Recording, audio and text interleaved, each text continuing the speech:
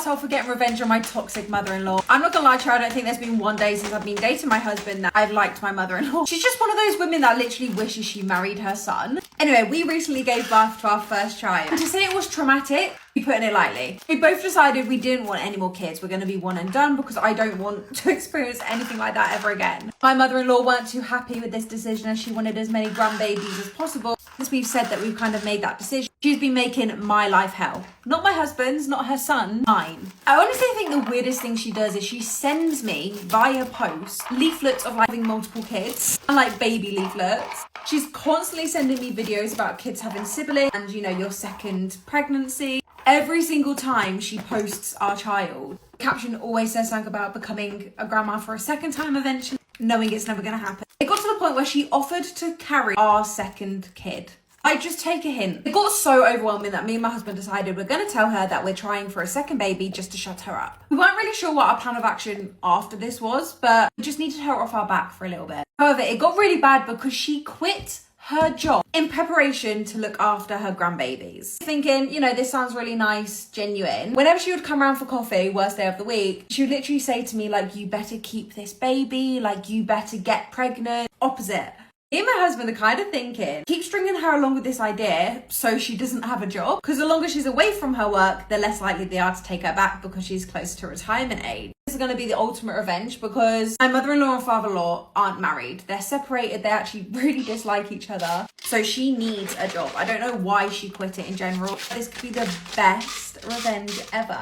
Get off our back. Best friend doesn't know his proposal speech is actually about me. I, 30 female, my best friend, 30 male, and his longtime girlfriend, 26 female, all teach in a school setting. I'm going to be vague because I'm terrified of this getting back to either of them. I got my best friend Jim the job, and he met Mia pretty soon after, and they've been happily dating for 7 years. Now about me and Jim. We met in university, and I've always been super close. Jim is a bit of an airhead, but genuinely so emotionally mature and kind that I never minded it. I was always the one that had everything in order. I would book trips, he would happily tag along. There's a lot of little things that are just part of our dynamic that I do without even thinking about it. One thing that I started doing right after the pandemic is making sure that Jim had something to drink in the morning. He wasn't late to his classes necessarily, but he would always hurry in and not have any time to get settled. Meanwhile, I love being one of the first people in the building, so I have all the time in the world to fill his water bottle, power up the ancient work computer, and sometimes I get him a coffee or a tea if I think he may need it. Another thing I do is collect pictures and memes of Jim. The memes I usually make of myself during school trips and things like that. I always analyze the pictures for a good reaction meme or a funny face that he makes. These I exclusively use with him or Mia, who I'm also a good friend and close colleague with. I also additionally smuggle information about him to his mother and Mia for presents, surprises, and those kinds of things. And I always guard the area when Mia and Jim want some alone time during school trips. Now Jim told me recently that he's going to propose to Mia, and I was so excited. I went over to his house to proofread the speech that he had prepared, and my jaw dropped on the floor.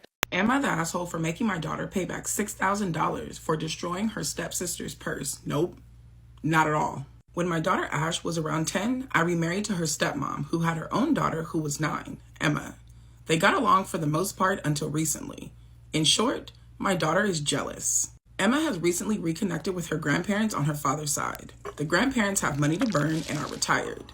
I want to point out that before they came into the picture, my daughter was the one to receive the nicer gifts from her mom's side of the family.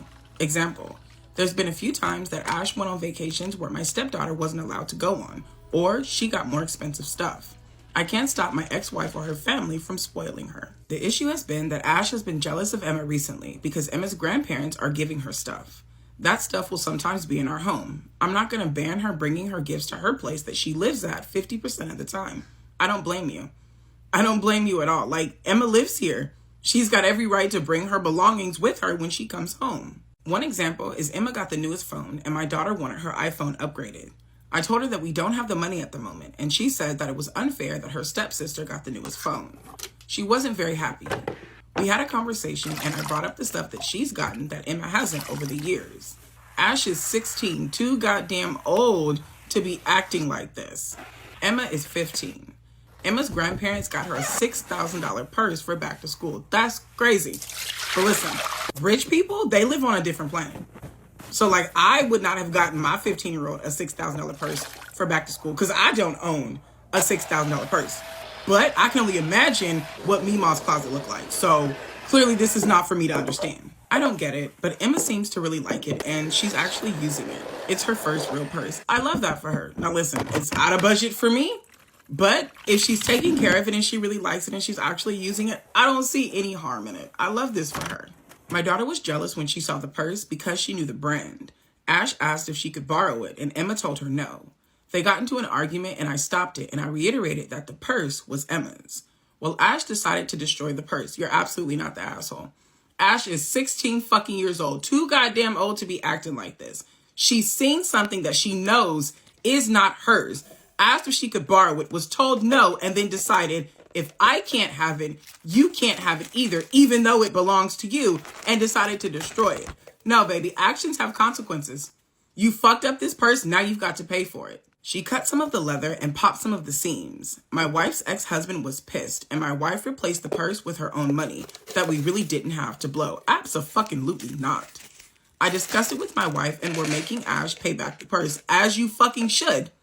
As you fucking should. There's no way in hell you guys should take a $6,000 loss because your 16-year-old decided, if I can't have it, neither can you, even though it belongs to you.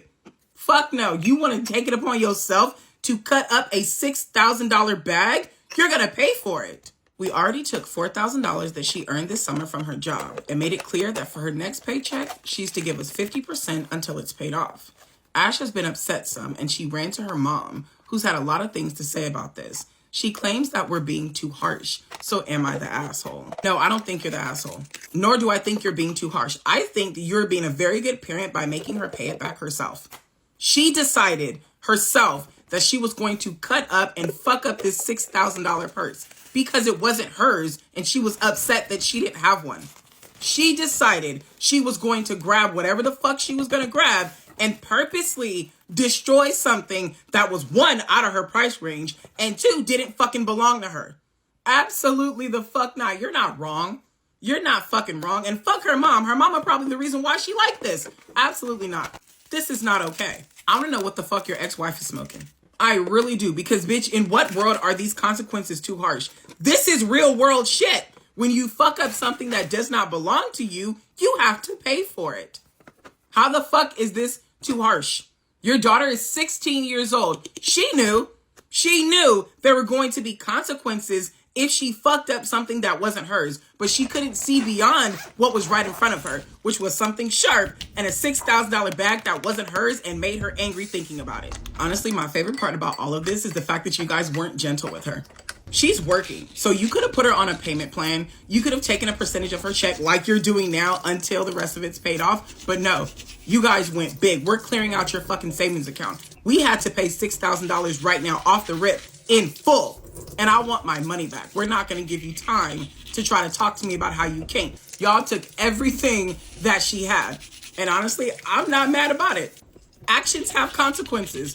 Welcome to the real world. Am I the arsehole for wearing sexy lingerie around my roommate's boyfriend? Storytime. So I live in a city and I share my apartment with two other girls. I work really long shifts, so when I get home, I'm usually exhausted. And my usual routine is get home from work, have a shower, go to bed. And this literally was never a problem until one of my roommate Amy's boyfriends started to stay over. And that type of thing doesn't bother me at all. You can be around here whenever you want. So last Sunday morning, I was in the kitchen making myself a little coffee, and Amy's boyfriend Steve comes in and he asks if he can have a coffee as well. And from that, we just got chatting. After about 15 minutes, Amy comes into the kitchen and she looked visibly annoyed. I was like, oh, Amy, what's up? She's like, oh, nothing, and then just walks out. So later on, she comes into my room after Steve's left and is like, hey, I really need to talk to you. She told me that my boobs were distracting. She asked me to consider wearing a bra or a thicker hoodie when I'm in common areas of the house. She even went as far as to suggest that I just buy a takeaway so I don't have to spend any time in the kitchen. I especially need to do this when her and Steve are in the house.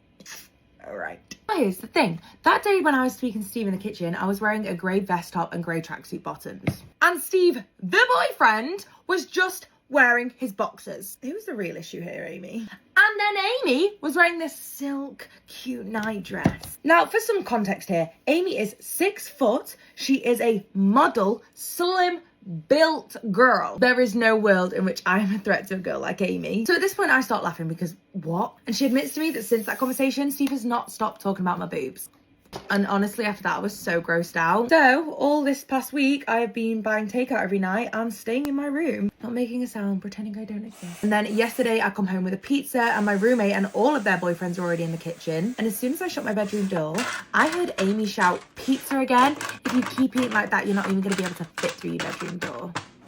How should I, 36 female, react to husband, 40 male, suddenly Zoom calling with his ex? Some background, he and I have been together about 15 years. Lately, I feel like we've been growing apart. Nothing major, I just feel like he kind of forgets that I exist. He's always working and I'm not really a priority to him. This is not the first time I've sensed this distance between us. The current issue is my husband has remained good friends with his ex-girlfriend for probably 20 years, before my time. I'm not a huge fan of their friendship, but he insists on keeping it, so I just usually let it go because he doesn't listen or respect my opinion anyway. She's married and lives far away, so as far as I'm aware, they only interact on social media every now and then. Today, at lunch, he told me that he was jumping on a Zoom call with her. As far as I know, this is the first time they've spoken face-to-face since they broke up 20 years ago. He has now been on this Zoom call for 2 hours and counting. I feel like I should talk to him about how I feel, but am I overreacting? We both knew that he'd do whatever he wanted to do, whether I was okay with it or not.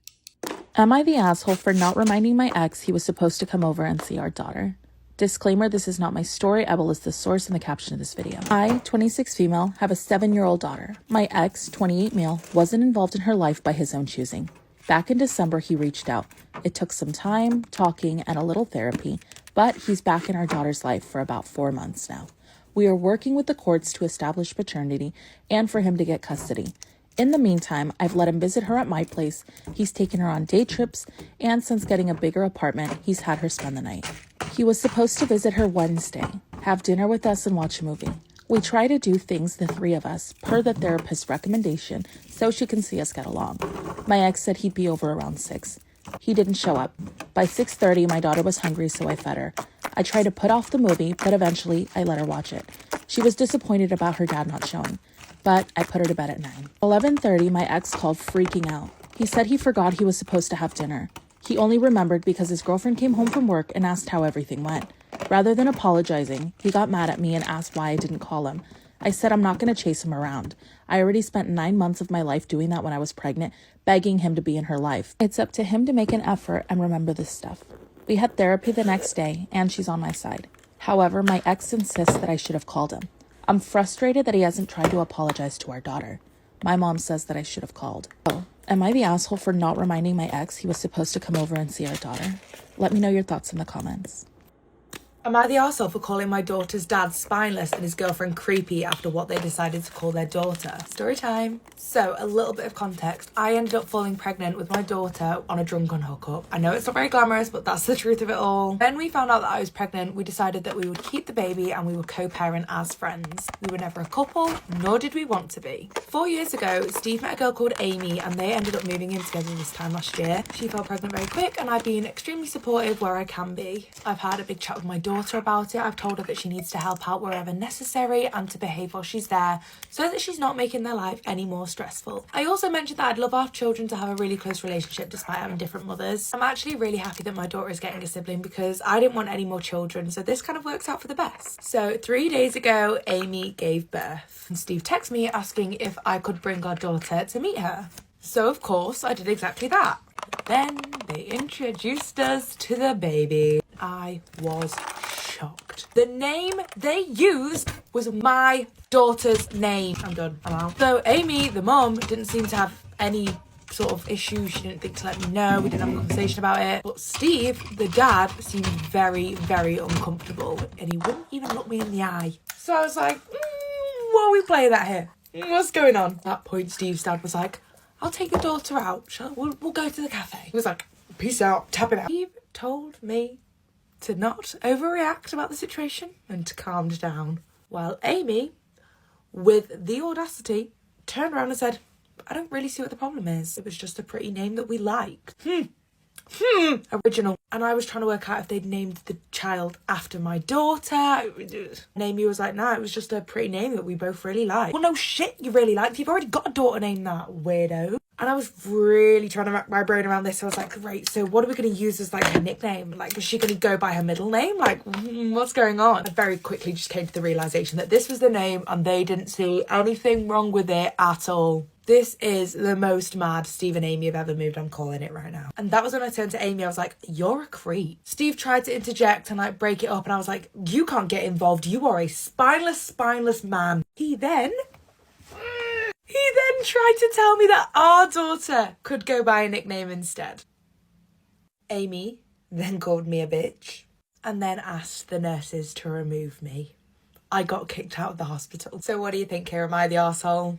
How do I, 23 female, get my boyfriend, 28 male, to finally stop hurting me as a joke or act of love? We've been together for over 3 years now. I don't even know where to start. My boyfriend keeps physically hurting me and I feel so tired and confused. I've asked him over and over again to stop, but he doesn't. He doesn't take me seriously. He slaps me on the head when I make a mistake. He bites me so hard that I have bruises all over my neck, shoulders, and back. He hits my back/legs so hard that it's sore for hours. He twists my arms painfully. He squeezes and twists my fingers. Right now, one of my fingers can barely bend, and he knows that I need my hands for work tomorrow. Sometimes he even does this when I'm cooking with hot oil or using a knife, like pinching my upper arm when I'm holding something sharp. If you don't know, that spot hurts like hell when being pinched, and your reflexes will kick in to fold the hand. So yeah, dangerous. I've cried from the pain so many times and I've told him to stop. He knows that it hurts me and he still does it. When I cry when he hurts me too much, he apologizes in this victim way, like, sorry bro, I won't do anything anymore, I'll just keep to myself, I'll just mind my own business. But if I don't act happy and forgive him right away, he gets angry and yells that I'm making a big deal out of nothing, that he already apologized and that I'm pushing it too far. He acts like the victim of my drama. He calls all this teasing or jokes, but it's not a joke. I'm covered in bruises, sore, and exhausted. I feel like no matter how many times I ask him to stop, he doesn't listen. He gets cocky, acts like I'm the problem, and I'm just so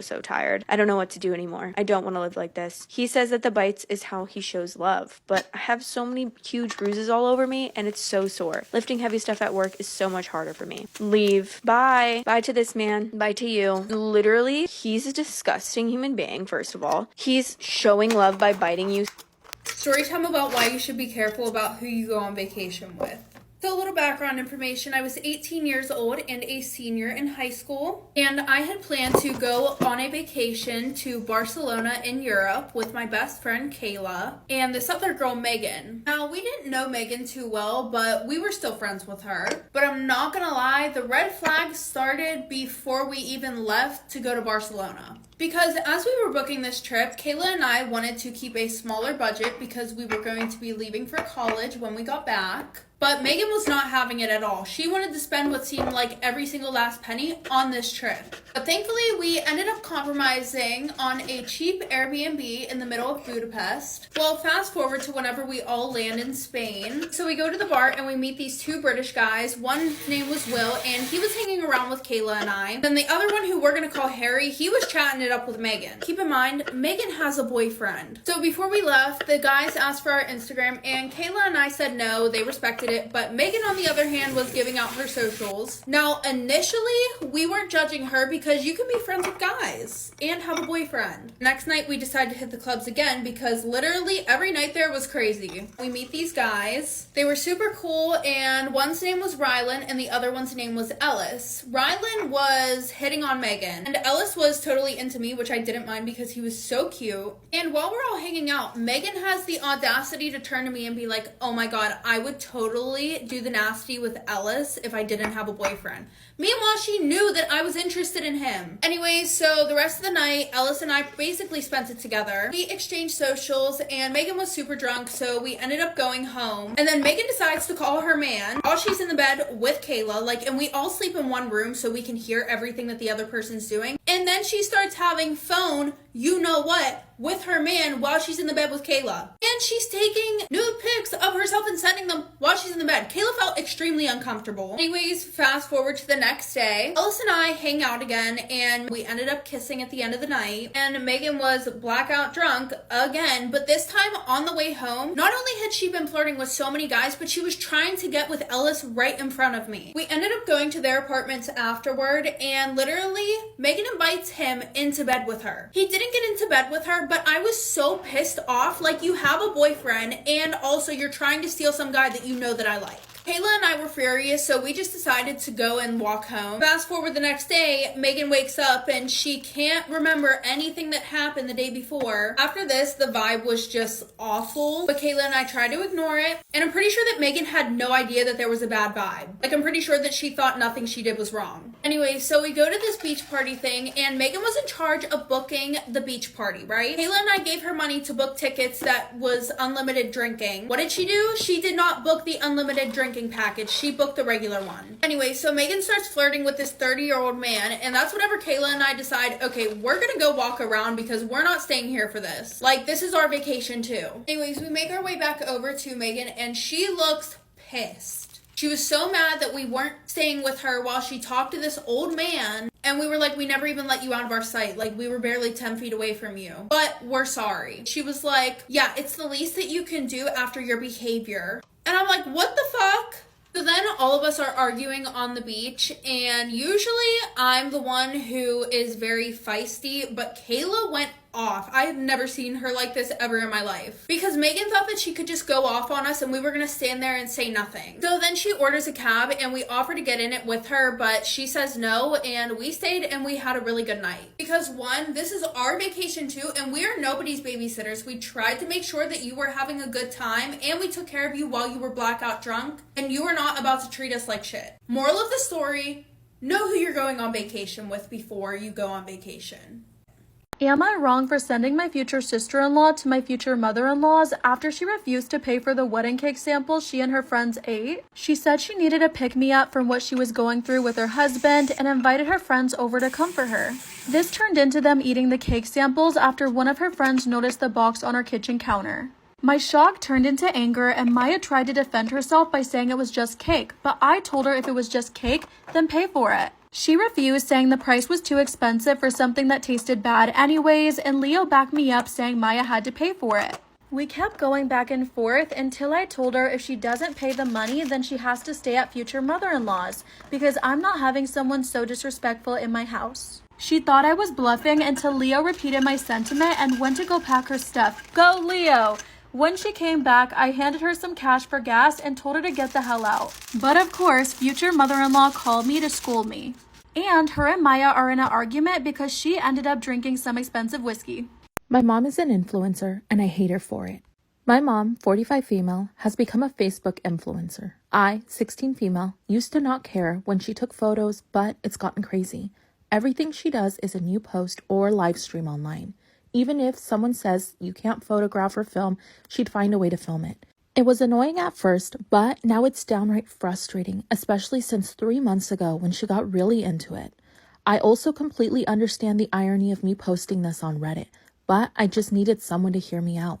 I declined my 16th birthday party, so she threw a giant party claiming it was her anniversary, my brother's graduation, and my birthday. There were 150 guests, and between my dad, my brother, and myself, we only covered 30 of them. I don't even know how much of that party she wasn't on her screen for, since she was constantly filming and uploading it, along with a lot of her friends. I really wanted to perform there. I practiced for months, but the idea of her filming and uploading it made me so nervous I backed down. I don't like being photographed or filmed. Even as a kid, I didn't. Another time we went on vacation and every second of it was filmed. When we got to the hotel, we weren't even allowed in until she recorded the room, even if we had just driven 8 hours and wanted to sleep. She had to take her time in areas she could photograph, even if it was just a rock. But when me, my dad, and brother tried to enjoy a non-aesthetic place, I felt rushed, like she just wanted to go. We got food. She didn't let us eat or move the food until photos and videos were taken. Even having us pose with the food or announce what it was. That one annoyed me. One time we traveled by car and it was over 10 hours since we ate. When we got a chance to eat dinner, she took my food before I got the chance and was recording and saying things like, "Ooh, how delicious." I was so tired and hungry, I just gave up and started tearing up. On vacation, when we were on a boat, she was live streaming. She was calling out followers, thanking them, and saying how much she loved them all. The boat was going to check out Alcatraz, and I thought it was so disrespectful, especially because it was a public area and not everyone wants to be filmed. One thing that made me want to write this post was because I was trying to get a drink out of this soda machine. She had me pour out the ice from the cup so she could record me doing it for a shot. I have a certain ice to soda ratio I like, and it was perfect the first time. After that, I didn't get it correct and it was just a damper on an already not so great day. Another thing I've started to envy is her followers. She gives them so much more attention than me. She goes off on my dad about how much closer I am with him than her. But I asked her to watch a movie and she declines. Her reasoning is always she has a live stream or a video to film. I feel like I'm going crazy when she posts about me. I feel exposed and like I have no control. I, 30 female, helped my ex's 35 male new girlfriend, 19 female, end her pregnancy and have now taken her in. And I'm getting a lot of backlash from his community. First, I would like to say I have no jealousy or contempt for this girl, and she is a girl to me, a child. My ex did cheat on me with her, but she was not aware at that time.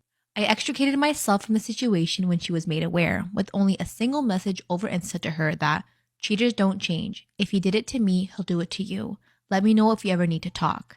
I sent that message last September. This January, I received a message that said, I don't have anyone. He's the worst. Are you available? She came to me. She was pregnant. She stayed in the basement suite of my home, and 2 weeks later, I helped her to end the pregnancy and since encouraged her to start therapy. She is not on speaking terms with her family at all. We got along well enough that I wrote up a single tenancy and she'd be staying for $500 a month since. I am child-free, but I'm very strongly fond of her, in an oddly maternal way. I introduced her to my family. She's of a similar age to my youngest sister and they get along well. Recently, I've helped her apply to colleges. The issue starts that recently the ex found out she aborted the pregnancy. Apparently, she told one of my sister's friends, who is the sibling of my ex's closest friend. He has since been harassing me on all socials, calling me all the grotesque things you can think of, creating new socials to do this also. His mother called me to harass me for ending her grandchild because I'm a heartless woman who hates children, because I'm child-free. And that just because I want to be useless, a child-free woman, doesn't mean I need to destroy my ex's line. It's affecting my work also because recently my amazing boss retired and was replaced by a sniveling asshole who is extremely conservative and has seen the social media posts and has brought it up to me on lunch breaks. I wouldn't be surprised if he attempts to let me go in a sideways way for it. If he tries to do that, that is 1000% a lawsuit. I've also noticed a few of my friends have pulled away, thinking I'm helping her out of spite, and asking me why I got involved. I'm just tired. I'm not legally adept for my age, in all honesty, and I've been under a lot of stress and been struggling with my own mental health, and this is just a lot right now. I just need some advice going forward. How do I broach this topic with friends without saying much? How do I deal with my boss? HR is shit. I'm just lost and tired. And at the moment, I'm glad it's mostly directed at me because apparently he hasn't contacted her. And I'm worried about him contacting her since she's finally doing well. Update. My Grinch fetish is destroying my relationship. I honestly regret posting this on the internet because of all the people who kink shamed me and laughed at me. This update isn't for you. It's for the thousands and thousands of women who reached out who also want to fight Grinch. My relationship with my boyfriend is over, and I wasn't even the one who ended it. We were taking a little Christmas date this weekend, driving around and looking at the Christmas lights. It was a really nice time. The Grinch song even came on the radio while we were driving, and I didn't want to ruin a sweet, innocent date, so I contained myself. We were happy. We were merry. Until we passed a house with an inflatable Grinch. It was too much. Way, way too much. I soaked in every inch of that decoration. I couldn't help myself. I begged him to pull over and fuck me right there so I could stare at the Grinch's thick, glowing thighs. I said our trunk could be the back of his sleigh. He got pissed and was like, kids live in this neighborhood. But the green glow in the rear view was too much for me, so I just kept taking off my clothes. And then he pulled over. I thought he was gonna oblige me, but he didn't. He said it was too much. He said that he's done and that he will never be able to think of the Christmas season ever again without thinking about getting fucked by the Grinch. And that's somehow so 2020 and he just can't take it anymore. He wants me out of the apartment by the end of the week. So thanks everybody for saying he should leave me, for saying I'm a freak, for laughing at something. I wrote in earnest. Merry Christmas. Am I wrong for letting daycare call CPS when my soon-to-be ex-husband failed to pick up our toddler from daycare? We're in a trial separation. He wants half custody. It's been several months and it was the 8th time daycare has called me because he was unable to pick up our toddler. Sometimes he was just a no-show and the daycare would call me because it's already been half an hour since their official close time. Every time the daycare is pissed at me for making them stay overtime and we're charging $2 per minute for being late. They threaten to call authorities and CPS if we keep doing this. I tried to explain the problem, but daycare doesn't care, as they shouldn't. Well, last week it happened again, and I told daycare to go ahead and call the authorities and CPS. My soon-to-be ex-husband showed up an hour late and met our toddler there with the cops. Daycare also threatened to kick our toddler out. Again, understandably so. My soon-to-be ex was so mad and said I was a cruel mother for abandoning our toddler. I told him I warned him multiple times in the past, and issues only arise when he has custody. We switch with each week, trialing house swap too. I told him if he cannot get out of work reliably, he needs to hire a babysitter or a nanny, and he cannot rely on me as his primary backup. I'd get it if it was like once or twice a year, or if the babysitter or nanny has plans that fell through. But I'm his ex-wife and he has custody. He shouldn't depend on me as his primary backup.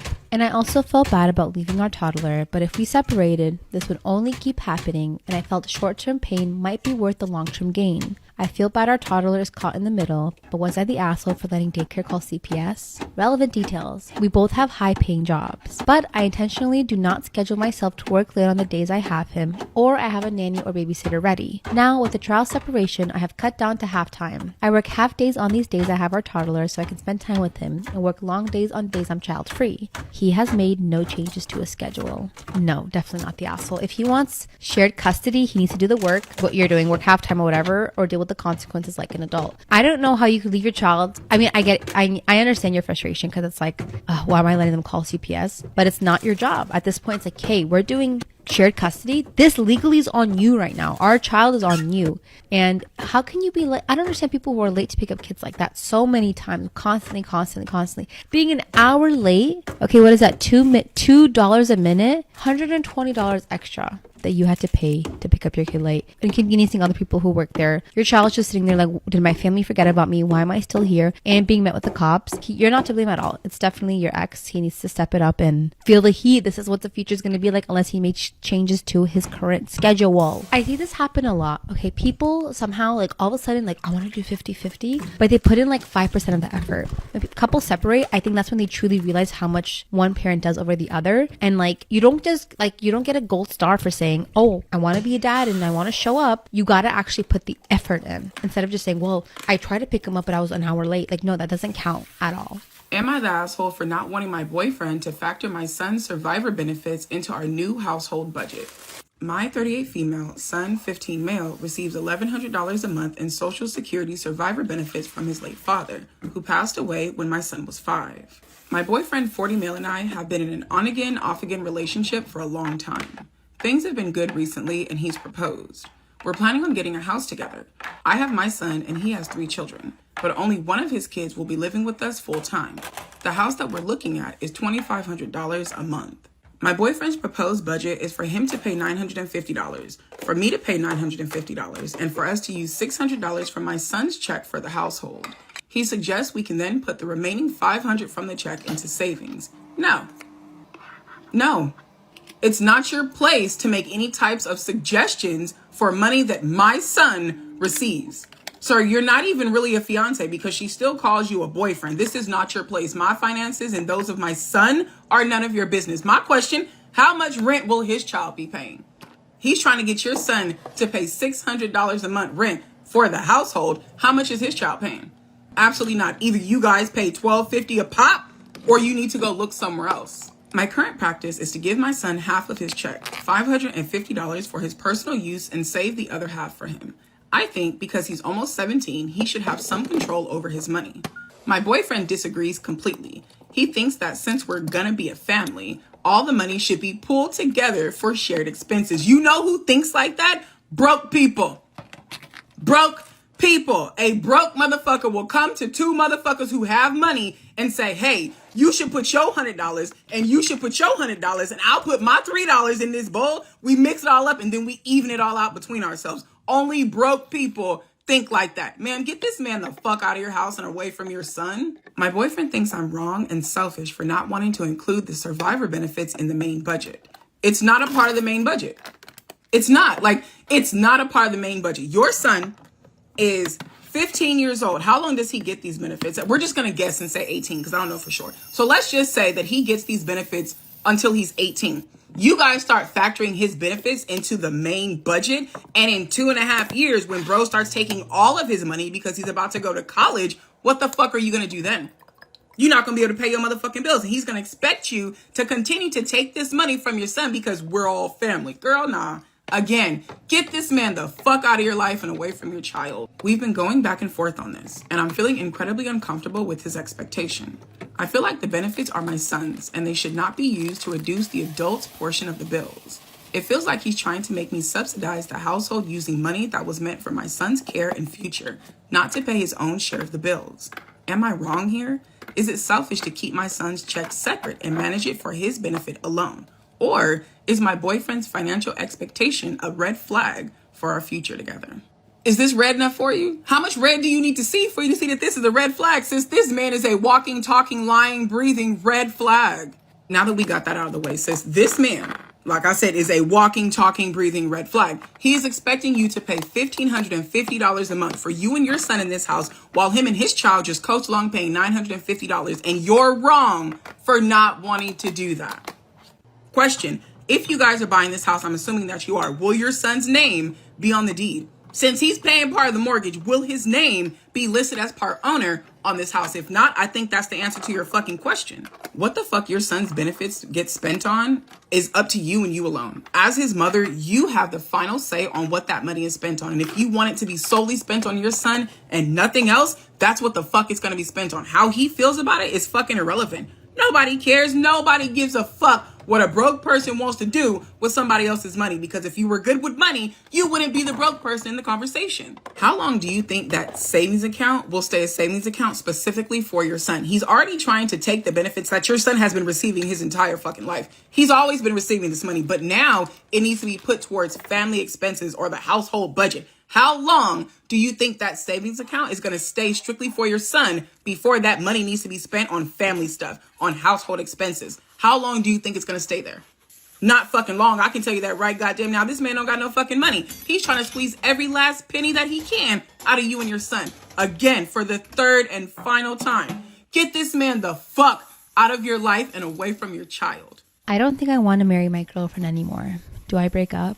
I, 28 male, have been dating my girlfriend, 28 female, for over 5 years now. We met each other senior year of college and have been together since. At first, our relationship was going pretty great. We generally match well together, but more introverted, have similar interests, and had good sexual chemistry. I admire her and respect her and love her. We've been through a lot together. COVID-19, deaths in the family, job and career struggles, family issues, and we still stuck together. But certain things are popping out more than before, and I'm beginning to want to leave rather than hold on to hope things will change.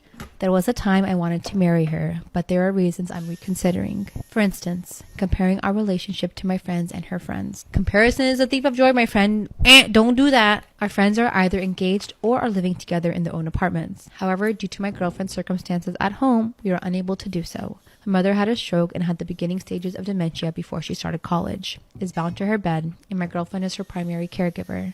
My girlfriend's father left and moved to a different state and can't help her. She stated that if we move in together, that her mother would be living with us in a spare room and we'd have to care for her. I feel horrible for saying this, but I just don't feel comfortable with that idea. Oh, bro, I'm not on your side anymore. No, I don't like you right now. Her family also just doesn't like me. My girlfriend's mom likes me. However, her sister has never liked me. Same with her aunts and some cousins. My girlfriend recently said it's because they are racist towards me because I am white. I don't want to marry into a family that completely prejudges me based on my race, and to possibly bring children into that. My girlfriend, and part of caring for her mother for so long, has sacrificed so much. Her career goals changed. She was never able to get a driver's license, so I have to drive her almost everywhere. We live about 45 to 50 minutes away from each other. Even though we went to college and we both walked at graduation, she never got her diploma, and it's been 5 years and she still doesn't have her degree. Therefore, she can't use it to get whatever job she's qualified for. She's working part-time jobs and using the money on food, her mom, and her house, and the rest I chip in. Again, I feel bad, but it all feels like so much of a burden. But then again, I can only imagine how she must feel. Whenever we call each other, it's always something negative or sad. We talk about our days, interests, what we want to do, etc. But for the past few years, she's been more anxious and depressed, and it's starting to really affect our relationship, which she acknowledges. And I understand it's not her fault, of course. Issues with her family not helping or supporting her, and her mom, her dad trying to help her from states away, other things. Because of work and our distance, it makes it difficult to be with one another a lot. Maybe seeing each other 1 to 2 times a week. My friends and family have noticed a change in my overall attitude, and I've mentioned maybe my girlfriend and I take a break. I've just been more unhappy and uncertain for the future, and I feel myself falling out of love. I can't help but wonder if it's better to move on. I guess the grass isn't always greener and all, but this grass just seems more yellow, I guess. Okay, I'm gonna read this comment that I like. It's pretty clear what happened. Your girlfriend went home to take care of her mother and honestly believed she was going to finish her degree, get her driver's license, and grow into independence as she found alternate care options for mom. And then the crippling burnout of being a caregiver to seriously disabled adult kicked in, and all of those routine things got further and further away. Now it's been 5 years and she's further down the hole than ever. It's easier to do the bare minimum, taking care of mom, than to take care of mom and take all of the actions required to get mom the long-term care she needs. It's tragic, but you can't form those plans for her and execute. She needs to decide what she needs to do and actually do it. I think it's time for a very difficult conversation. Tell her that if you are going to be with her, there needs to be a plan, a distinct series of achievements and steps to her independence. You can support her in her plan, but she has to decide what she wants and start to execute. And if she can't do this, then you'll have to end it. Okay, yeah, I know I don't know. I feel like people who haven't taken care of a parent, it's hard to put yourself in the shoes of those who do. Because I do have an elderly parent, but I'm not by myself, and my dad has a really good support system. I understand the need that it takes for that, but at the same time, like, we're all proactive in making sure that we all still have our independence and we're all still able to take care of ourselves before taking care of someone else. I think if you do love her and you do see a future with her, I think this is your biggest hiccup, is just her sick mom is really the cause of a lot of your issues. Then you just need to have that conversation and see what are the possible outcomes for you guys to help get out of this rut for her and gain that independence and maybe move on with life. It is hard. It's like going to be a really difficult conversation, but I think when you're in the thick of it, you don't really notice, and you're just focusing on your mom, and you just feel all this guilt, like, you know, one day she'll pass away and I want to make sure that I did everything I can to show how much I love her and take care of her and make sure she passes in like the most calm and easiest way possible. Am I the asshole for doing a group Halloween costume with my stepdaughters that their mother doesn't approve of? I, 35 female, am the stepmother to two lovely 10-year-old twin girls who I adore. I've been married to their father, 38 male, for 5 years. We dated for 2 years before that. I consider myself very close to them, and we always have fun whenever they stay with me and their father. They recently asked what kinds of movies I watched when I was their age, so it led to me digging out some of the old classics, most notably The Parent Trap. Of all the older movies I showed them, this one was their favorite. I think they got a kick out of seeing a movie about twins. That's so cute. They even delighted in the fact that, in their opinion, I look like Meredith Blake. It's the hair, I think. There's no way I'm as gorgeous as Elaine Hendricks. It's become an inside joke of us, with me often putting on her voice and acting the part, while they fall into hysterical giggles. My husband has even gotten into it, playing the clueless Nick when we get into this playful spirit. This is so cute! I think this is adorable. The girls are staying with us for Halloween. They alternate who has them on holidays, and whoever has them for Halloween is in charge of the costume. The girls asked if I would do a group costume with them. I was touched and I told them of course, and I asked them what they wanted to do. I should have seen it coming. They wanted to do The Parent Trap, with them as the girls and me as Meredith. I found it harmless and I agreed. My husband found it funny and said he'd even dress as Nick for them. I love it! Oh my gosh! Oh my goodness. I got a call from their mother today telling me that she'd heard of the costume and that she didn't approve and that she felt like it wasn't appropriate. What's inappropriate about it? She doesn't want her kids to think of you as the evil stepmother? Like, I mean, I get it, but it's one night. It's Halloween. You've been around these girls for years. I at first was touched. I assumed she was worried about their stepmother being portrayed as a wicked gold digger. I told her that it was fine and it was just an inside joke that had occurred that sparked this. That wasn't the issue. She didn't think it was appropriate for me to do a group costume with her daughters at all. She's insecure. She's insecure and she's jealous that her girls asked you to do a group costume. Has she ever been asked by her daughters to do a group costume? No, you're not the asshole. You're absolutely not the asshole. I do want to say that you and I were on the same page. Like, I thought she thought it wasn't appropriate because she didn't want them to think of you as Meredith Blake. Come to find out, this bitch is just in her fucking feelings. She didn't think it was appropriate for me to do a group costume with her daughters at all, and that it was clearly lazy and I was forcing it. Why else would her daughters want to do a costume from an old movie? Because regardless of how old the movie is, it's new to them. It's something that they like. Also, kids are some of the most outlandish things for fucking Halloween. Y'all remember that little girl that wanted to be a fart? If you don't, you know what? I'm gonna find a picture. It was a little girl that was a fart for Halloween, and I'm here for it. I'm here for it, baby. Let your freak flag fly. That's why. Because it's something that they like and they wanted to do that. She's jealous. I got rather upset, but I tried to stay calm on the phone, and I told her she might not approve, but it was harmless, and I'd been in the girl's life for 7 years at this point. That's kind of null and void. That doesn't really fucking matter. All that matters is what you said earlier. Go back. You said the girls are staying with you for Halloween. They alternate who has them on holidays. Whoever has them on Halloween is in charge of the costumes. If dad agrees this is absolutely okay, how mom feels about it is fucking irrelevant. My husband, who was in the room during the call, could see that I was getting upset. So he took the phone from me and he began to get into it with his ex-wife. He told her that she could have all the issues that she wanted, but it was an entirely proper costume for their age, and it had been the girls who suggested it. He also reminded her that it was up to him what they dressed as this year, and he'd approved of it. I got him to calm down as he was getting upset, and the call ended rather tersely. I just feel awful about this whole thing, and I wondered if I should just bow out of matching the girls in costume, if it will prevent further problems. I just know this will be a bigger thing down the line. No, baby, you're absolutely not the asshole. I don't think you're the asshole at all. I think you showed your girls what is a classic. Like you said, a classic. That movie defined my childhood. Absolutely love The Parent Trap. They loved it so much that out of all the things they could have chosen in the world to be for Halloween, they chose The Parent Trap because they wanted you to be included. That's amazing. That shines a beacon on the relationship that you've managed to build with these girls in 7 years. Don't give that up simply because their mom is in her feelings. She definitely is, but that's got nothing to do with you. That has absolutely nothing to do with you. That has everything to do with her and the relationship that she has with her daughters and her insecurities and how she's going to handle them. But she can't tell you to make yourself smaller to make herself feel better. No. My daughters love you, and I don't like that. So I need you to step back and not do that costume with them because that makes me feel some type of way. Bitch, it's a good thing you won't see them on Halloween. If you don't want us to send you no pictures, just let us know because we won't. But what I'm not going to do is hurt their feelings, break their heart for your grown-ass fucking insecurities. Your insecurities are your own to deal with. Do not project that shit on me. At the very end, you said that you were thinking about not doing the costume with the girls because you fear that if you do, it's just going to cause a lasting issue later on down the line. Let me tell you right now that regardless of what you do, whether you choose to do this costume or not, there will be an issue later on down the line because this lady has issues and she's not addressing them. She's putting them off on other people, expecting them to go away. So no matter what you do, there's always going to be an issue. You said that you guys alternate holidays. So if you guys have them for Halloween, I'm going to assume you're going to have them for Christmas. You're going to give those girls something for Christmas that they're going to absolutely fucking love. Mom's going to deem it inappropriate because she probably didn't think of it. They wanted it and she couldn't afford it. Something's going to come up that's going to cause another issue. All of that to say, there's always going to be issues. As long as you're not stepping on anybody's toes, you're not doing anything purposely that could be harmful to the girls and the relationship that they have with their mother and or their dad, and dad is not disapproving of anything that you're doing, girl, do you? Do you?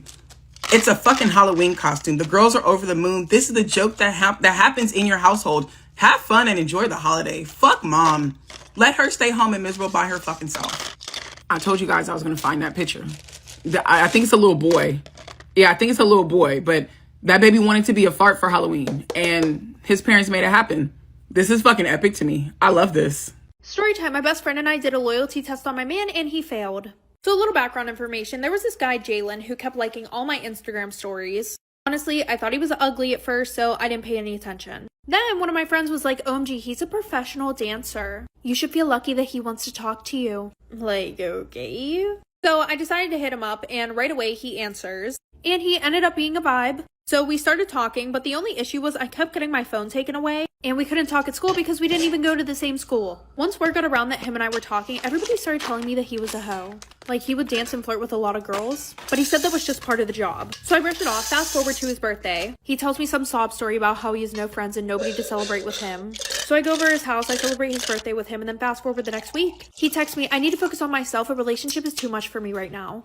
Obviously, I get emotional over this and I block him. That same day, my ex, Marcus, crawled out of the hole that he lives in. Then somehow he ended up at my house, we hooked up, and then the next day he ghosted me. Could have saw that one coming. Anyways, Jalen comes back and apologizes. He also blamed me for everything, but I still took him back. Clown behavior, I know. While we weren't together, he saw that I was talking about Marcus to one of my friends. It seemed like he dropped the whole situation, but I know he never did. Because fast forward to my quince, Maya and I made a catfish account and we followed him on it. Well, immediately, his dumbass followed it back and liked all the pictures on it. And then we DM'd him, hey, are you talking to anyone right now? First he said yes, then he unsent it and said no. Fast forward, I pull up to my party, then he pulls up 30 minutes late and drunk. So I confront him and then he plays dumb until Maya shows him the combo. His response was, I don't care, you messed up first. So I slapped him in front of everyone. And I'm not even joking, the whole room went silent. That night I cried myself to sleep. And he blocked me the next day, but I can't tell you how much happier I am now that he's out of my life. Am I the asshole for not letting my sister announce her pregnancy at my wedding? I got married last month and it was supposed to be one of the best days of my life, but it turned into a bit of family drama and now I'm being accused of being selfish and an asshole by my little sister. But then she asked me if she could announce her pregnancy at my wedding. She said that it would be the most perfect time ever because all of our family and friends would be together and she wanted to be able to share her joy with everyone.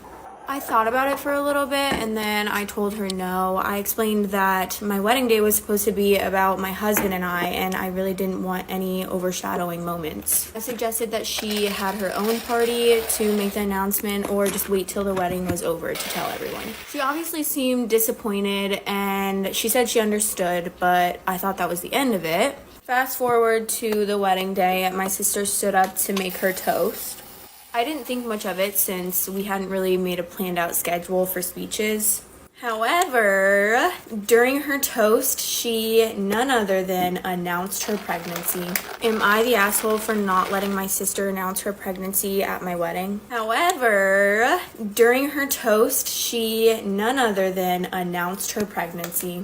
Everyone cheered and congratulated her, and the rest of the night, everyone was more focused on her news than our wedding, and everyone was talking to her about her pregnancy. I was obviously furious about this, but I really didn't want to cause a scene at my own wedding, so I waited till the next day to confront her. She said that she couldn't keep it in for any longer, and she thought that the wedding was the perfect moment to share her happiness. I've heard that before. I told her that she was out of line and honestly super selfish for doing that without my permission. Now she and some of my other family members are calling me an asshole for not understanding her excitement and being selfish myself. They think that I'm really overreacting and that weddings are the perfect time to share happy announcements like this. So please, let me know, am I the asshole for not letting my sister announce her pregnancy at my wedding? Am I wrong for offering my wife a loan? I, 35 male, am married to my wife Ava, 30 female, for over 10 years. I love her very much and we have a good marriage, but recently a pretty big issue came up. Ava has a dog that's pushing 14 years old. She got him as a puppy in high school and she's always treated him like her child. We have been holding off on having kids for so long, partly because I know she will give the dog more attention than our real baby. Anyway, the dog has some health issues because it's older and it's a breed predisposed to certain health issues already. It's on death's door, but Ava won't let him go. She took him to the emergency vet a week ago and they convinced her to let them do all these tests and procedures to help him live longer. I really think that they're just trying to profit off her grief, and the bill came out to several $1,000s. My wife makes decent money, but she cannot afford to pay the bill without either going into serious debt or dipping into her personal savings or retirement. For some context before I continue, Eva and I agreed prior to marrying that we would have separate finances. We would open an account we both can equally contribute to for our shared bills, but anything personal, clothes, cars, etc., or maintenance of premarital assets or debt would be paid with our own money. Ava's dog, of course, was a premarital item, so financing him is entirely 100% her responsibility. She signed a prenuptial agreement with me agreeing on these terms. Now, as a result of the financial strain the dog is putting on her, she has come to me asking that I split the vet bill with her since I could easily cover it. I reminded her of our prenup, which is where things got very heated and she called me selfish, cheap, and greedy. I'm sorry. Why would you bring up a prenup during this discussion? I would get mad too, like my dog is dying, like, you remember that prenup we signed? Then I did not snap at her in return, as that behavior is childish and I understood she was very emotionally distressed. Instead, I offered her a loan to cover the entirety of the bill at a 6% interest rate, with 3 years to pay me back starting at the end of next month. She called me a few other names and said that the fact I was offering her a loan when I could just help her pay it was terrible. I decided to leave the vet clinic and give her some space and wait for her to calm down and see reason. She got back to me the next day, only to tell me that she was going to be staying at her mother's house for a while. She insists that I acted poorly, but I think I did the best I could in our situation. Was I the asshole here? Yeah. But, okay. I'll give you both sides, okay? I would not pay that much. I would not pay $15,000 for my animal that is past 10 years old and reaching the end of life stage. Let them go peacefully. That's the best you can do. You can just say that. Why did you have to say, hey, I'm only going to give you the money if you pay it back as a loan and here's interest for it? It became transactional.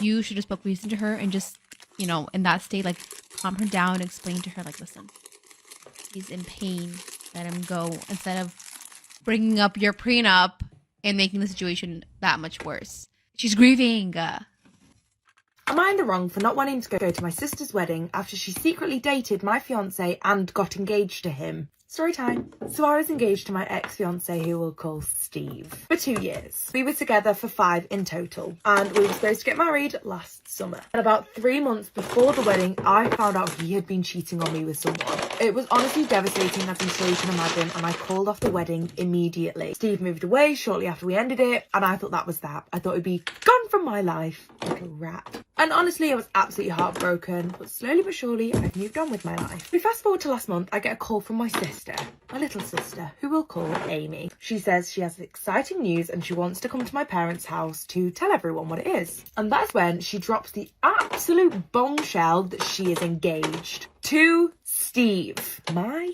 head was spinning.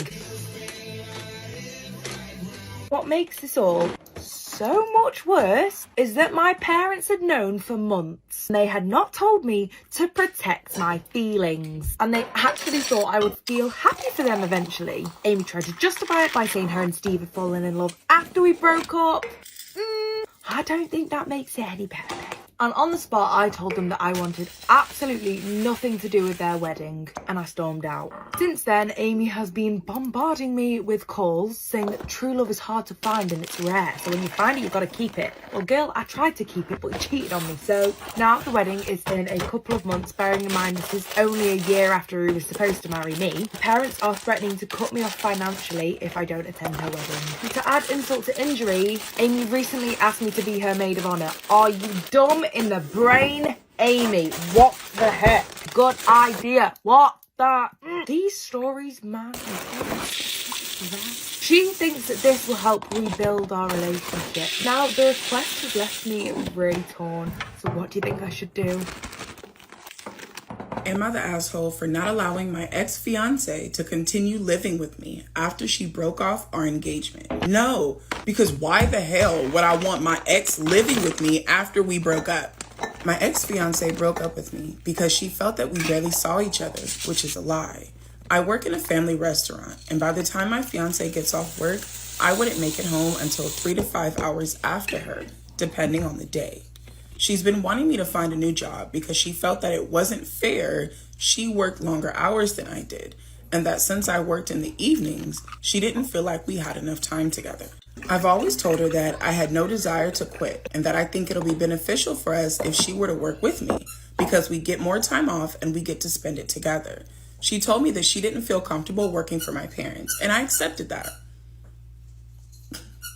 She'd still complain from time to time, but I never thought she'd break up with me for it. Well, she did, and she said my work schedule was the reason. This upset me deeply because I didn't understand. I don't work Sundays or Mondays, and I get to spend time with her Tuesday mornings and Saturday mornings before I go to work. I thought we were past it, but I was wrong. When she broke up with me, I was hurt. She was apologizing, but told me that with our work schedules, she didn't see how we could get married if I wasn't going to try and find a job that was better for all of us. Why are you the only person that has to make a change? Our marriage isn't going to work out because you're not willing to find a job that fits my schedule, and I don't like that. Sir, red flag. Red flag. She told me it would be better if we just stayed friends. I told her that she knew before we got engaged what my schedule was. That was going to be my next question.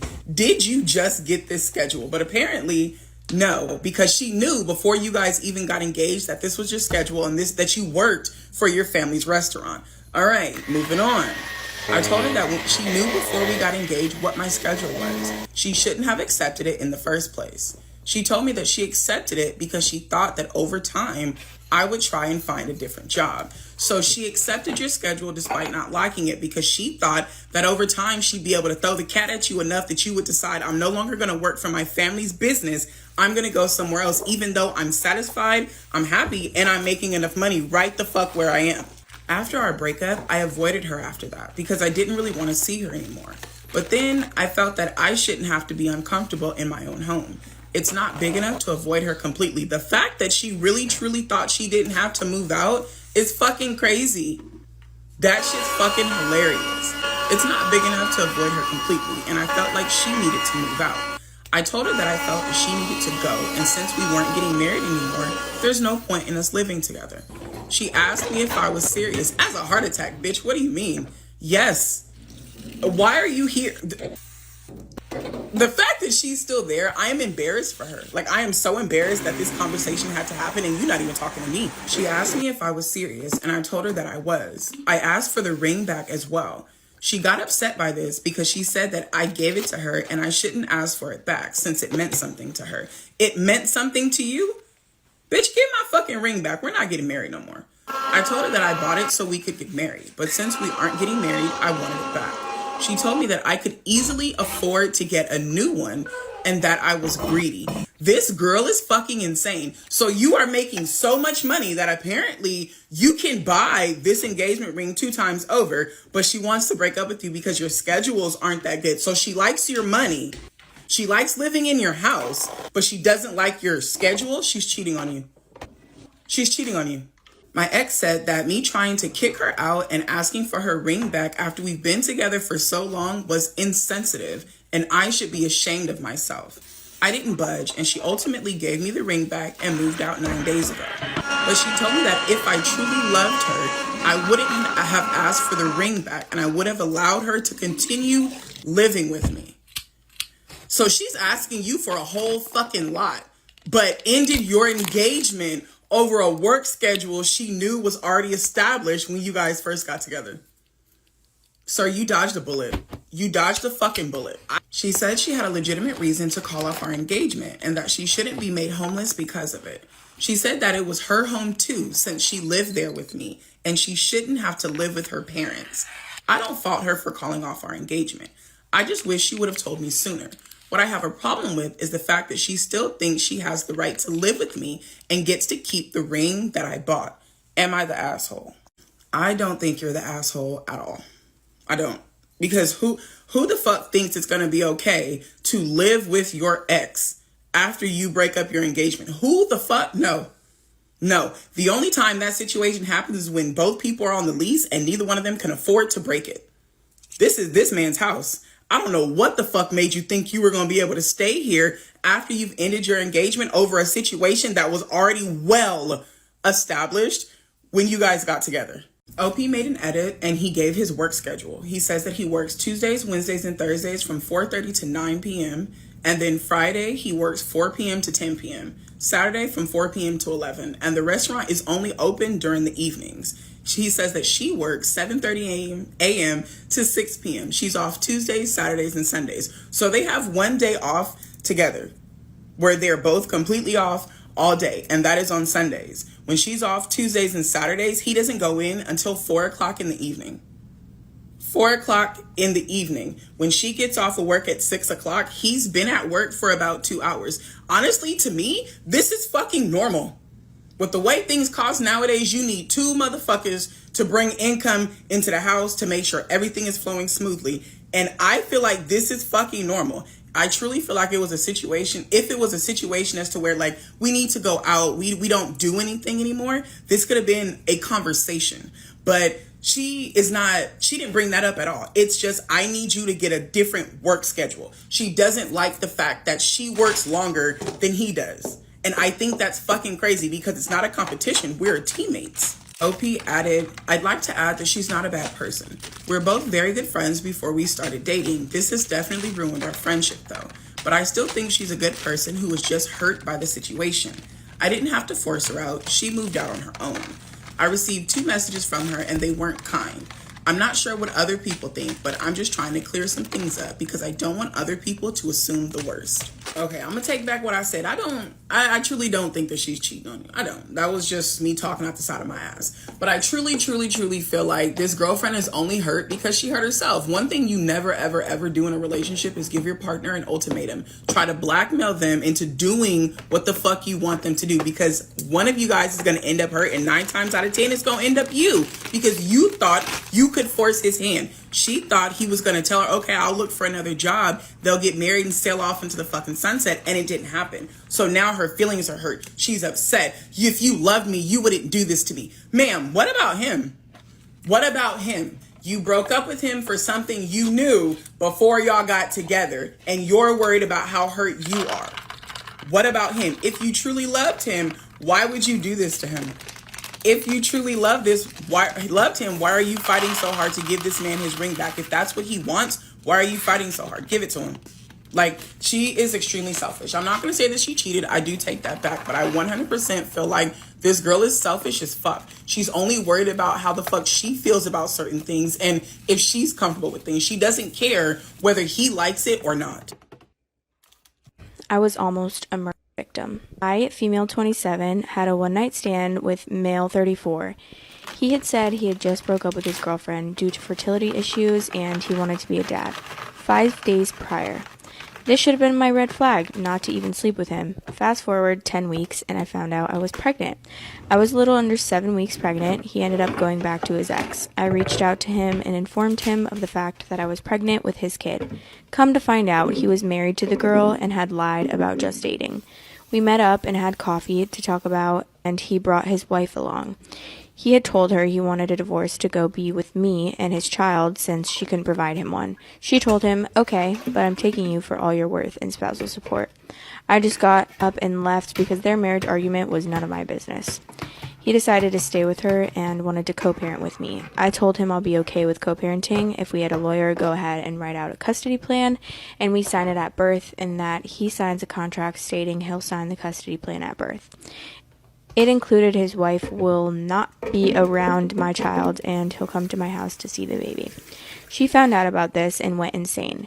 She kept calling and texting me saying she has to go to an appointment because she is their stepmom and it's her right.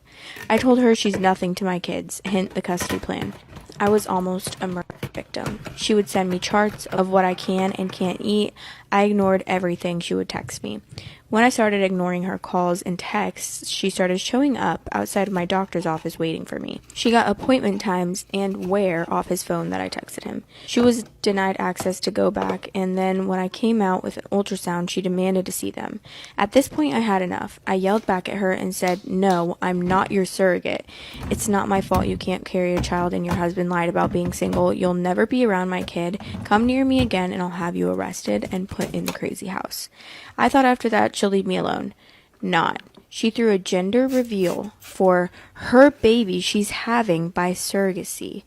After I had mine 2 days prior and had a baby shower a week after I had mine, I had found out she was posting my ultrasounds claiming my baby as hers, going as far as removing my name off of it.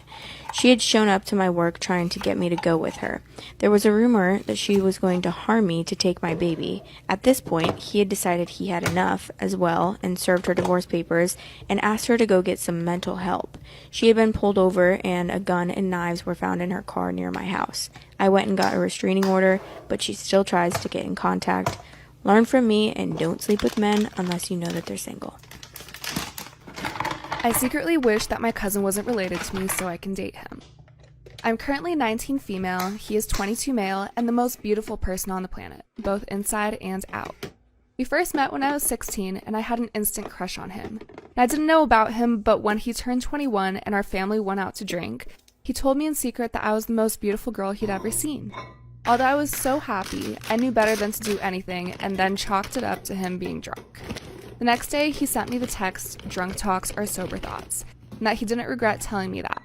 Now, we have this weird thing where we meet up, talk, and pretend like we're a couple, after we drive away far from our hometown and drive back home low-key disgusted with ourselves. Every family meeting is super awkward because we're paranoid our parents can sense what we're doing and we act super distant. They have no clue though. I wish I could just turn this off because I know it's wrong, but I can't. I sent an application for a college out of state, so maybe I can get out of this situation. I know this might gross people out, but I just needed to get this off my chest. Am I the asshole for refusing to allow my sister and her daughter over to my house for Christmas as planned because my sister cheated with my soon-to-be ex-husband? My sister is a single mom to a 5-year-old daughter. In April of this year, I found out that my sister and my husband have been sleeping together for at least 3 months. I ended my marriage with him and am in the process of getting a divorce. I also stopped helping out my sister, which I had done since she had her daughter. I told her I never wanted to see her again and to not ask me for help. Our parents are both disabled and live together in a nursing home. They were upset when they heard what happened, but they told me that they would not cut off one daughter for the other. I told them I understood and I would never ask them, but they needed to understand I will not be there for my sister anymore. I don't care how bad her life gets or whether she needs some life-saving blood or a kidney from me one day. They told me that they understand, but now that Christmas is approaching, there is a big deal being made out of the fact that I am not welcoming her or her daughter for Christmas like I normally do. I always brought my niece gifts and gave them some place to go for Christmas. And now that I'm not opening my new home to them, my parents told me how it would be for my niece and not my sister. I told them being there for my niece means having contact with my sister and that I do not want to see her again. My sister begged and pleaded with me to let them come. She has apologized multiple times. Part 2. Am I the asshole for refusing to allow my sister and her daughter over to my house for Christmas as planned because my sister cheated with my soon-to-be ex-husband? My parents told me how it would be for my niece, not my sister. I told them that being there for my niece means having contact with my sister and that I do not want to see her again. My sister begged and pleaded with me to let them come, and she has apologized multiple times for what she has done.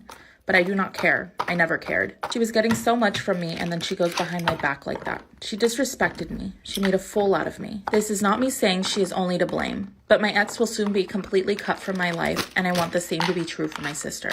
My sister sent me messages saying her daughter misses me, etc., etc. How she'll be heartbroken if it's just them for Christmas with almost no gifts. I told her that was her problem to fix and not mine.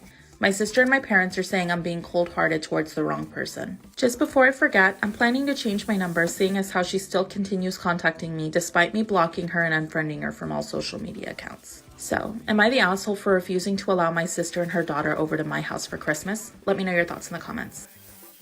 My baby was just delivered by the woman my husband cheated on me with. Story time. Nothing in my life can be good. It's this primer. So me and my husband have just had our first baby and we were just so excited. And I know everyone always says these in these stories, but we really had no issues. We were perfectly happy. And a lot of people actually up to our relationship in a way. So my husband does work away a lot. However, when I told him I was pregnant, he immediately changed position in the company. I remember, I don't know if it was the pregnancy hormones, but I literally just cried to him. I was like, I'm just so lucky to have you. And his reaction really worried me. He went, haha. I just thought, why is he reacting like that? It's almost like he felt so guilty. But I was like, what does he have to feel guilty for? However, I got to 6 months. We obviously knew the gender. We had all of our parties and we were definitely in full swing of getting the nursery sorted. And I noticed when we were doing things and would plan to do things oh, today we're going to do this part of the nursery, or today we're going to go shopping for these items, today we're going to go to this class, when we had stuff planned, he would either bail on me last minute whilst I was pregnant and getting quite far along, or he would just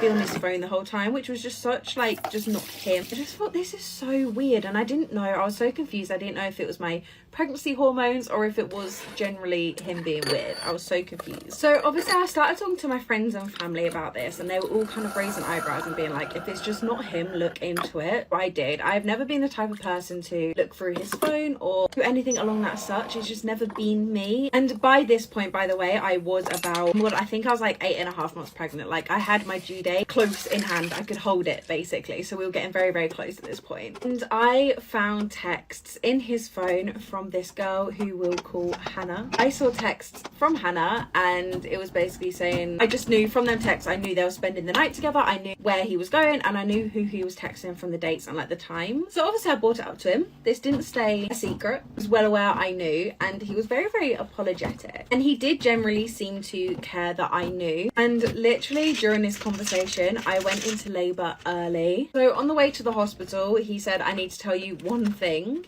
And I thought, oh my God, like, I just want to have this kid with you. And then he drops the whole, by the way, Hannah is a nurse and she delivers babies. And then he also said that she works at the hospital we're driving to. And I thought, oh my God, right, how many people are on this ward working? Like, nowhere are we going to get Hannah delivering this kid. We did.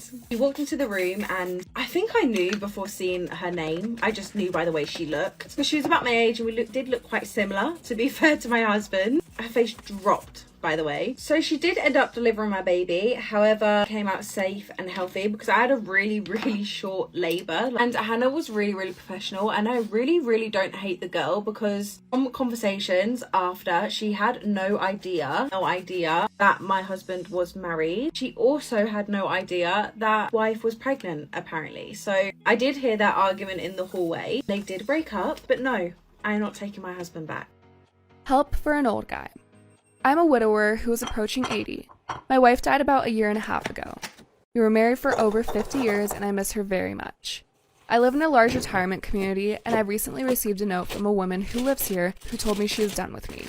I barely know this woman. We have had dinner twice. Once I was assigned to a table where she was sitting and once she asked me to have dinner with her. I accepted. I suspect now that was a mistake. I'm not ready for a new relationship and frankly, I doubt I ever will be. I think about my late wife every day. Sometimes I think about her every hour. I do not believe that I'm depressed. I can carry on with my daily life pretty well, actually. I keep busy.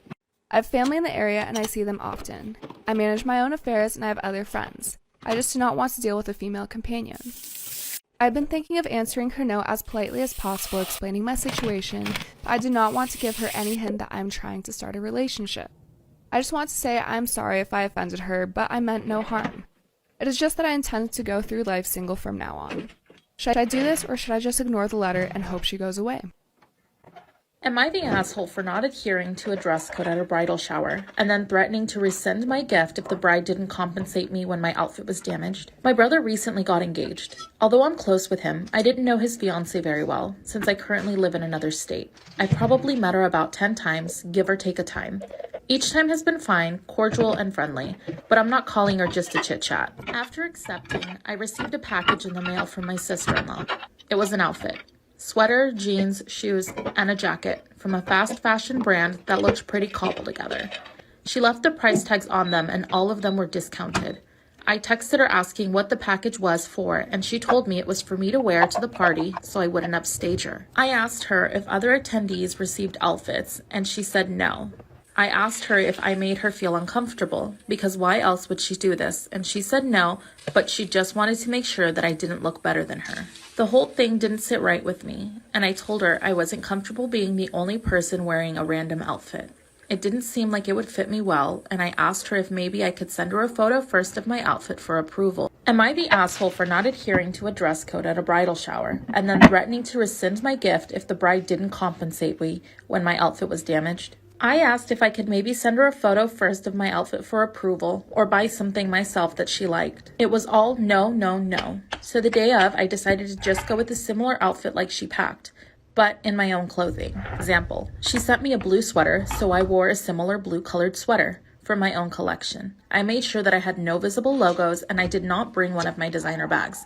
Instead, I opted for a simple tote. When she saw me, she was livid to the point that she took me to the kitchen and read me out. I told her she was being unreasonable, but she told me that because she is the bride, nothing could ever be unreasonable because it was her special day and her way or the highway. I decided to leave because I clearly wasn't welcome and she wouldn't be reasoned with. But on my way out, she threw her iced coffee at me, ruining my sweater. I had originally promised my brother a $15,000 check as a wedding gift, but now I told him that unless his fiancée apologized and paid for a new sweater, $100, then I would not be attending their wedding nor giving them a check. They are currently fighting. Some family members are on my side, while others are calling me an asshole for not just wearing the random outfit to make the bride happy. It's turning into a huge thing. I know I could have sat out of the event, but I wanted to be there for my brother. So, am I the asshole for not adhering to the dress code at a bridal shower and then threatening to rescind my gift if the bride didn't compensate me when my outfit was damaged? Let me know your thoughts in the comments. Today I fucked up by helping a woman jumpstart her car. The other day I got home late at 11:30 p.m., exhausted after a work meeting, and I just couldn't find a parking spot near the building whatsoever. At some point after circling hopelessly around the building and at nearby streets, I saw a woman sitting in her car parked, and I couldn't tell whether she's about to leave or just got in. So I asked her, and she said, "I need to go out, but I just can't start up my car. Would you please help me?" So of course I said yes. I needed the parking spot, also why not be nice? She said that she had forgotten the light is on or something, and the battery died, so she needed a jump start. Now the problem was that the front of her car was not easily accessible since she parked between two other cars perpendicular to a wall, and the space between the cars and the wall was very narrow. I had an idea on my mind to have her put the car on neutral and let it slide backwards, but for some reason she managed to convince me that there's enough room for my car to go in the narrow space to get close to the front of her car and attach the jumper cables. So I was stupid enough to trust her, and she started instructing me how to go in. I just listened to her and did as she instructed. And she was like, go on, you have plenty of space." Needless to say, I ended up scratching the wall and leaving damage on my car and definitely couldn't reach her car. Since it was too dark and I was too exhausted, I couldn't tell how bad it was until the next morning. At the end, we reverted back to my method, pushed her car backwards, and blocked the one-lane street, which made other drivers mad, and I helped her jumpstart the battery. She went off and I took the parking spot. Now I gotta fix up my car because I tried to help a stranger. But hey, I got the parking spot. My 3-year-old little brother is actually my fiance's child. Yes, I know this is really messed up, I'm aware. My fiance and I are 24 and 25. We've been together since we were about 17, 18 years old.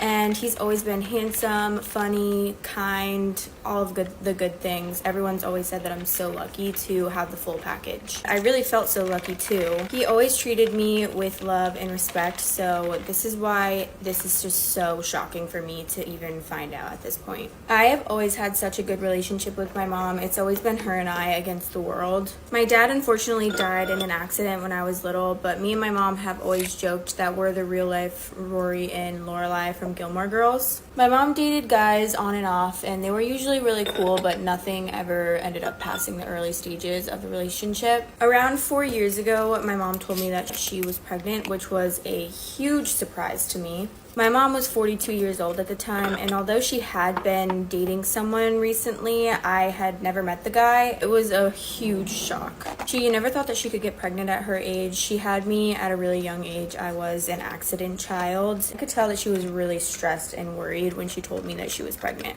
I decided to support her since she always supported me in everything, and I tried to reassure her about the whole situation. She then had my brother, who is now 3 years old, and me and my brother have always been close since he was born. I've taken care of him a lot since the day that he was born, and I just love the little guy. My fiance was always super helpful with my brother. We would take him out for ice cream, pool time during the summer, playtime, but nothing was weird about this. It was just my then boyfriend helping me take care of my brother. Now to how I found out about this whole bizarre situation. Me and my fiance have lived together since we finished college. My fiance wasn't home at the time because he was hanging out with his friends, and I didn't really feel like doing anything, so I just chilled out on my sofa. I was binge watching a Netflix series on my laptop when my laptop died, and I didn't know where the charger was, so I just ended up grabbing my fiance's iPad. I knew the password, but I had never used it before, and I opened it and put the password in, and then all of a sudden I got all these messages pinging, so I guess he hasn't used it in a while either. This really got my attention, so I went to check it out, and that's when I found out everything. My mom's phone number was not under her name, but I verified it with my phone and made sure that it was the right number, and it ended up being my mom. My 3-year-old little brother is actually my fiance's child. I was telling him that she felt guilty and thought that I should know, and he said he felt guilty too, but he couldn't lose me, and they fucked up.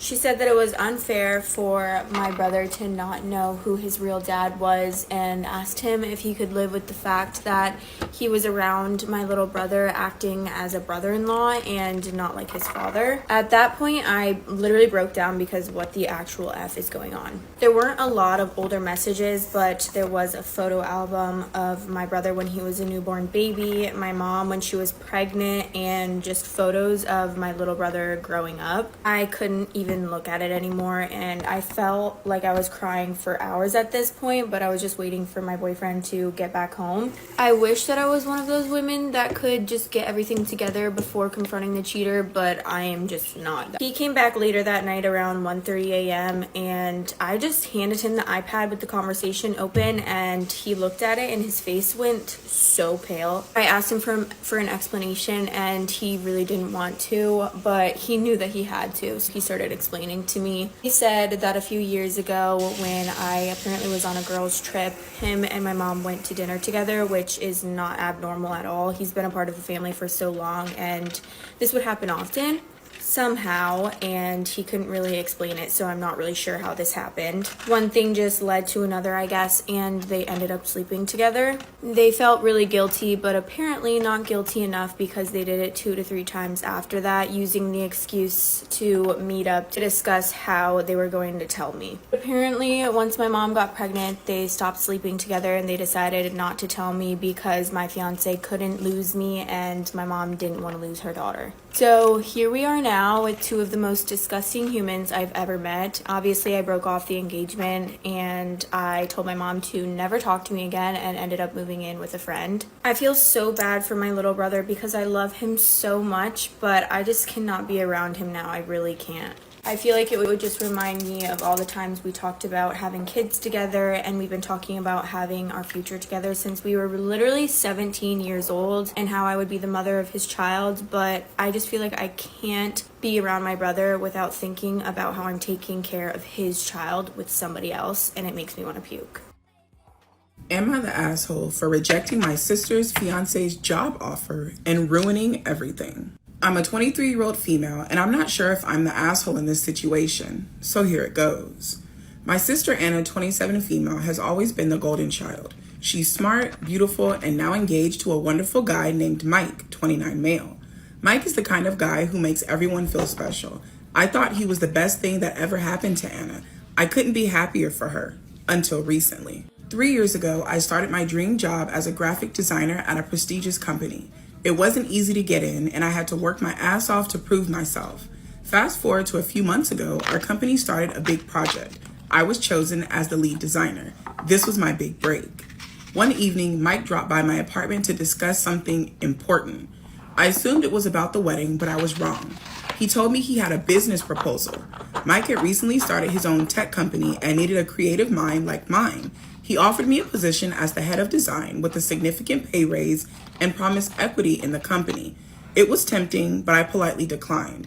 I love my job and I didn't want to mix family with business. I agree. Working with your family is extremely hard, and if given the opportunity, I would pass on it too. Here's where things get messy. Mike didn't take my rejection well. He became pushy, trying to persuade me by any means necessary. I stood my ground thinking it was over.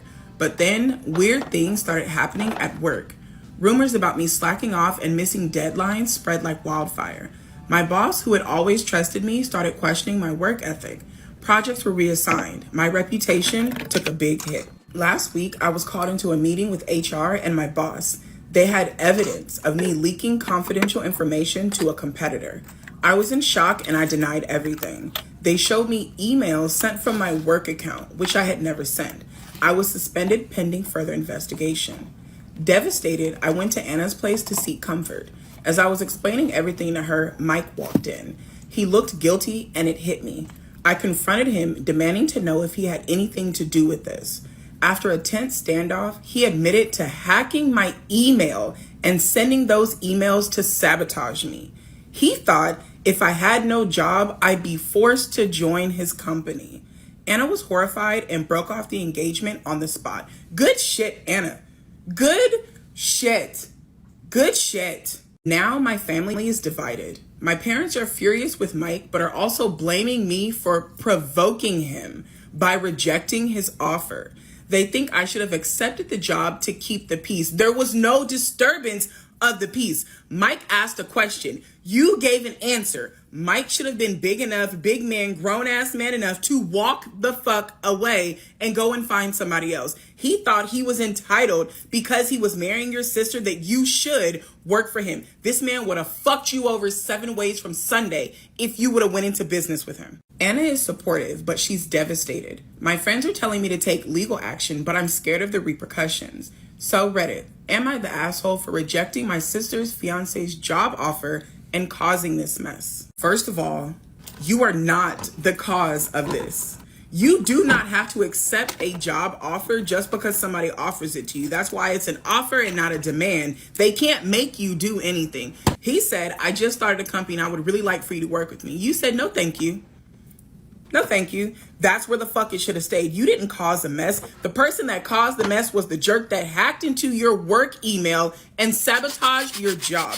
You should 100% take legal action against this man. Get this business of his destroyed. Take it the fuck apart. Put your goddamn name on it. Don't stop until you own it. This 100% needs to be put out there. Do not think that you can keep this under wraps. Fuck the repercussions. Anyone that he is potentially going into business with needs to know that he is capable of hacking into their emails and doing whatever the fuck he wants to do with them. The people that you work for, your employer, 100% needs to know that their business is in jeopardy of being hacked and all of their private information being let out to any fucking body that's willing to pay for it. Even anybody that's just willing to send out an email to receive the information. You 100% need to take legal action and make sure this shit is known. Clear your name. Even if nothing else comes from it, clear your fucking name. This will stop you from ever working in your dream job ever fucking again. Take the fucking legal action. Take legal action. This is a situation where I advise go scorched earth. Real shit. I'm always the one like, we don't need to go scorched earth. Fuck that. I need you to tear down everything in your path. Be a woman on a fucking mission and do not stop until this man has nothing left. I'm telling you, tell your company because they have the means to sue him. They can tear him fucking apart. They can find out where this shit was signed in from and if it was hacked and all of that shit. They can find that shit out. You can't do it by yourself, but the company that you work for 100% can. Girl, scorched earth. That's my advice to you. Dear entitled guy in the waiting room who wouldn't stop making a fool of himself last night. I told you I was going to do this. I made it clear. This is me making good on that. You, sir, are a dick. First, I had to sit there for 5 hours while you talked nonstop to anyone that would listen. Being that we were all your captive audience, unable to flee, we were forced to hear you loudly talk about yourself the entire time. I had to hear about your entire life. I had to hear about your childhood, about your comments on accents, about every dog and cat you've ever owned. I had to hear about your loud opinions on everything, from the nurses admitting people to your hot takes about Asians and Asian cinema. But none of that makes you entitled.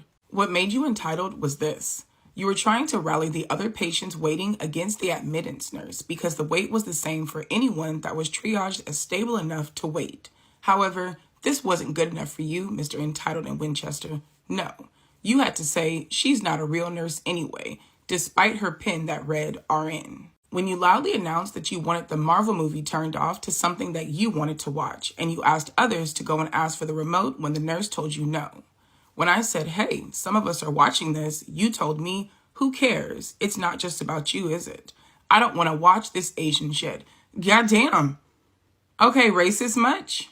Entitled much? My dude, you literally heard a bunch of us talking about how good the movie was, and you still demanded for it to be turned off anyway. The nurse said no, and you demanded to talk to her manager.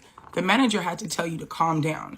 Over a remote, no less. When you started going off about how there shouldn't be children allowed in the ER because a baby was crying with a high fever, that didn't just make you entitled. It made you low-key a bad person. I ignored you the entire time. I even moved to the other end of the waiting room, only to hear you anyways. When someone asked you to be quieter because it was 2 a.m, you told them to deal with it and that you are, and I quote, a paying customer and can be as loud and rude as you want. That it was also a free country. Yes, it's a free country and you can still be a dick. These aren't mutually exclusive ideals, my guy. People were leaving the ER with injuries and illnesses because you sucked and had to make it the problem of the patient and staff alike. You were told to stop talking to everyone because you were the only one who failed to see how off-putting, loud, and pushy you were. But what really got me fucked up, The only way you shut up was by me loudly announcing I was going to post about you on the Entitled People subreddit and make fun of you.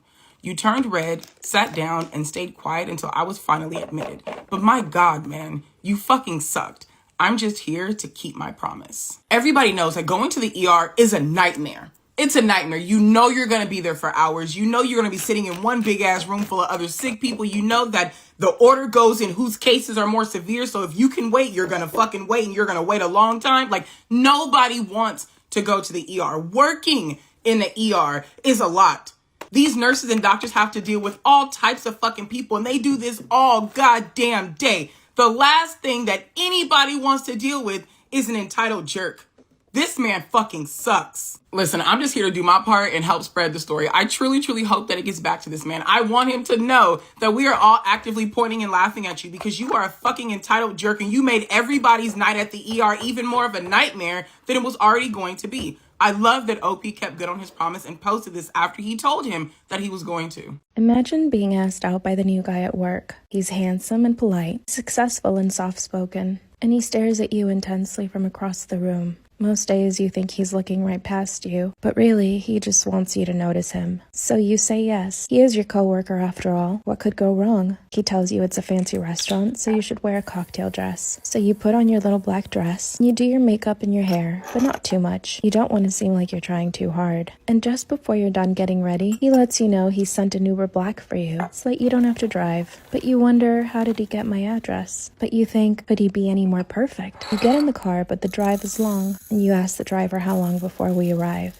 He says it's just outside the city. When you arrive, it's not really a restaurant. It's more like a cabin in the middle of the woods with a path of roses leading to the door. And when you open it, you see a candlelit table, beautiful spread, and your handsome date waiting. He greets you with a kiss on the hand, and you eat the most delicious velvety soup. He tells you how beautiful you look and how he craves to be alone with you. And that's when you start to feel sleepy. He tells you he has a surprise for you, but asks for a kiss first. And you kiss him. He grabs your phone and your purse, and he takes it with him and walks upstairs. Dawns on you that you're in the middle of the woods now, alone with a man, and you're really tired. And now is your chance to run. Are you going, or are you staying? He's coming down the stairs. Think quick. Imagine being asked out by the new guy at work. He's handsome and polite, successful and soft-spoken, and he stares at you intensely from across the room. Most days you think he's looking right past you, but really, he just wants you to notice him. So you say yes. He is your coworker after all. What could go wrong? He tells you it's a fancy restaurant, so you should wear a cocktail dress. So you put on your little black dress, and you do your makeup and your hair, but not too much. You don't want to seem like you're trying too hard. And just before you're done getting ready, he lets you know he sent an Uber Black for you, so that you don't have to drive. But you wonder, how did he get my address? But you think, could he be any more perfect? You get in the car, but the drive is long, and you ask the driver how long before we arrive. He says it's just outside the city. When you arrive, it's not really a restaurant. It's more like a cabin in the middle of the woods with a path of roses leading to the door. And when you open it, you see a candlelit table, beautiful spread, and your handsome date waiting. He greets you with a kiss on the hand, and you eat the most delicious velvety soup. He tells you how beautiful you look and how he craves to be alone with you. And that's when you start to feel sleepy. He tells you he has a surprise for you, but asks for a kiss first. And you kiss him. He grabs your phone and your purse, and he takes it with him and walks upstairs. Dawns on you that you're in the middle of the woods now, alone with a man, and you're really tired. And now is your chance to run. Are you going, or are you staying? He's coming down the stairs. Think quick. Imagine being asked out by the new guy at work. He's handsome and polite, successful and soft-spoken, and he stares at you intensely from across the room. Most days you think he's looking right past you, but really, he just wants you to notice him. So you say yes. He is your coworker after all. What could go wrong? He tells you it's a fancy restaurant, so you should wear a cocktail dress. So you put on your little black dress, and you do your makeup and your hair, but not too much. You don't want to seem like you're trying too hard. And just before you're done getting ready, he lets you know he sent an Uber Black for you, so that you don't have to drive. But you wonder, how did he get my address? But you think, could he be any more perfect? You get in the car, but the drive is long, and you ask the driver how long before we arrive. He says it's just outside the city. When you arrive, it's not really a restaurant. It's more like a cabin in the middle of the woods with a path of roses leading to the door. And when you open it, you see a candlelit table, a beautiful spread, and your handsome date waiting. He greets you with a kiss on the hand, and you eat the most delicious velvety soup. He tells you how beautiful you look and how he craves to be alone with you. And that's when you start to feel sleepy. He tells you he has a surprise for you, but asks for a kiss first. And you kiss him. He grabs your phone and your purse, and he takes it with him and walks upstairs. Dawns on you that you're in the middle of the woods now, alone with a man, and you're really tired. And now is your chance to run. Are you going, or are you staying? He's coming down the stairs. Think quick. Imagine being asked out by the new guy at work. He's handsome and polite, successful and soft-spoken. And he stares at you intensely from across the room. Most days you think he's looking right past you, but really, he just wants you to notice him. So you say yes. He is your coworker after all. What could go wrong? He tells you it's a fancy restaurant, so you should wear a cocktail dress. So you put on your little black dress, and you do your makeup and your hair, but not too much. You don't want to seem like you're trying too hard. And just before you're done getting ready, he lets you know he sent an Uber Black for you, so that you don't have to drive. But you wonder, how did he get my address? But you think, could he be any more perfect? You get in the car, but the drive is long, and you ask the driver how long before we arrive. He says it's just outside the city. When you arrive, it's not really a restaurant. It's more like a cabin in the middle of the woods with a path of roses leading to the door. And when you open it, you see a candlelit table, a beautiful spread, and your handsome date waiting. He greets you with a kiss on the hand, and you eat the most delicious velvety soup. He tells you how beautiful you look and how he craves to be alone with you. And that's when you start to feel sleepy. He tells you he has a surprise for you, but asks for a kiss first. And you kiss him. He grabs your phone and your purse, and he takes it with him and walks upstairs. Dawns on you that you're in the middle of the woods now, alone with a man, and you're really tired. And now is your chance to run. Are you going, or are you staying? He's coming down the stairs. Think quick. Am I the asshole for having Thanksgiving at my house? I'm going to say no, but let's withhold judgment till we see. Okay, am I the asshole for having Thanksgiving at my house? My wife and I invited my side of the family, my parents, my sister and her husband and their 2 kids, to our house for Thanksgiving this year. We have a 4-year-old and a 5-month-old baby. That's fair. Babies kind of throw a wrench in things sometimes. Sometimes you have to adjust. My sister's kids are older. My sister has hosted in the past, but I mentioned it would be easier for us this year with the baby's nap schedule, and baby's only 5 months old, obvs, that it would be at our house this year. Sure, why not? Swap it up a little bit, you know? When I first texted her to ask if they'd like to come to our house, we also just moved into the house this year. She asked if we'd let her make the stuffing if they came. It's my late grandmother's recipe that she makes every year. I said, oh, yeah, of course. But also let her know that we were thinking about getting a takeout turkey from a local restaurant. We have gotten it in the past, and it was really delicious, easy, and has all the Thanksgiving foods we normally eat, except for the dressing, you know. And she didn't respond. So you're offering to host, you're getting all the things. You're still going to let her make the late grandmother's recipe that she makes every year. I don't see a problem yet. Okay. A week later, I followed up to make sure that still sounded good. And she said they will actually be staying home because they liked making the home-cooked foods. The kids liked participating in the prep, and it has become a tradition for them at their house. I was pretty bummed, but said, okay. She said she understood that it was easier for us to stay home because of the baby's nap schedule. So she realizes that it's an inconvenience. You offered to help. She said no. She wants to make all the things from scratch. Great. Although I don't really see the problem. Like, you're going to make the stuff at their house anyhow, so the kids can help there. Maybe make a dessert. Let the kids help in the dessert prep. My light just went out. Anyhow, so I just found out that she texted my mom saying that she's really thrown off that my parents are coming to our house, and they didn't even check in with her first. Because she's always hosted and cooked all the food. Okay, well, not this year, babes. Not this year. My mom told her that she thought they were coming to our house. I thought that as well when I invited my parents. But my sister said she never said that. And she never actually said yes. She just said she would think about it. And she's not eating takeout food on Thanksgiving because that's dumb. Okay. A lot of people don't have the money for full, huge Thanksgiving dinners every year. Sometimes Chinese takeout is what you can afford for Thanksgiving because money's tight. Yes, I get it. Everybody likes a good traditional home cooked meal sometimes, but and if that's what you're doing, great. But don't call it dumb because they're choosing convenience at kind of maybe a harder point in their life with the baby and the 5-year-old. Maybe that is, that's a lot for them. And I don't see the sister stepping in to be like, well, hey, I can do the turkey too. I'll do the dressing and the turkey. Like, all it said was the turkey, or was the dressing. She was going to come make the dressing. So there was some back and forth indicating that she would not consider us hosting the holiday because the food won't be home cooked.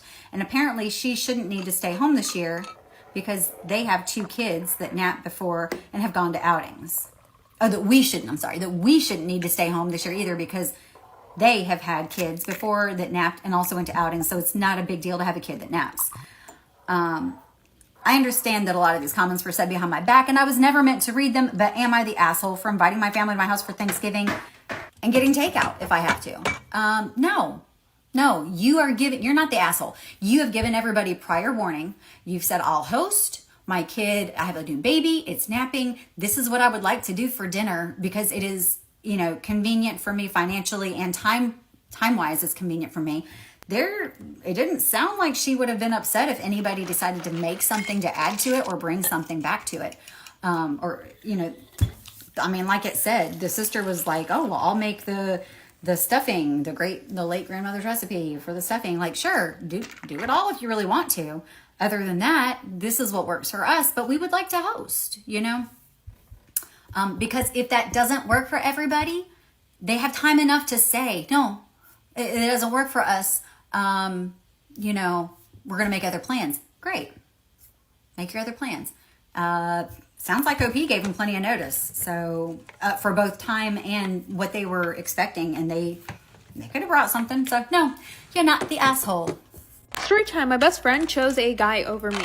So a little background information. We started talking to 2 boys who were in the same friend group. We're going to call her man Tommy and mine Brady. Tommy and I actually were super close. I would vent to him and we would talk all the time. But then I realized that he was treating my best friend like shit. So I pulled her aside because she clearly wasn't seeing the red flags that I was seeing. And what did she do? She ran back to him and told him everything that I said. After that, it was game on. I was public enemy number 1. And he was running every single narcissistic play in the book like it was the fucking Super Bowl. He was turning everybody that I knew against me, even my best friend. Meanwhile, Brady, he was no better. One day he liked me and the next day I was invisible. And the rest of their friend group was just instigating every step of the way. It got so bad that I literally unenrolled from school and went ghost. By the way, we're gonna call my best friend Amy. So not long after this, Amy comes back and she tells me that Tommy and her were breaking up. She was telling me about how he did her dirty. And so at first I thought to myself, okay, we went through a rough patch and maybe this will show her never to choose a guy over me ever again. No, that's not what happened actually. Because literally right after she apologizes, I find out that she's still talking to Tommy while she's trying to fix things with me. And when I find this out, yes, I'm pissed off. Because after all the shit that I had to go through because of that man, you're going to try and talk to him while you're fixing things with me. I didn't blow up at her after this, I just emotionally clocked out. So fast forward, her and I are now friends, and that is in the past. But I still don't fully trust her, and I'm asking myself, am I wrong for that?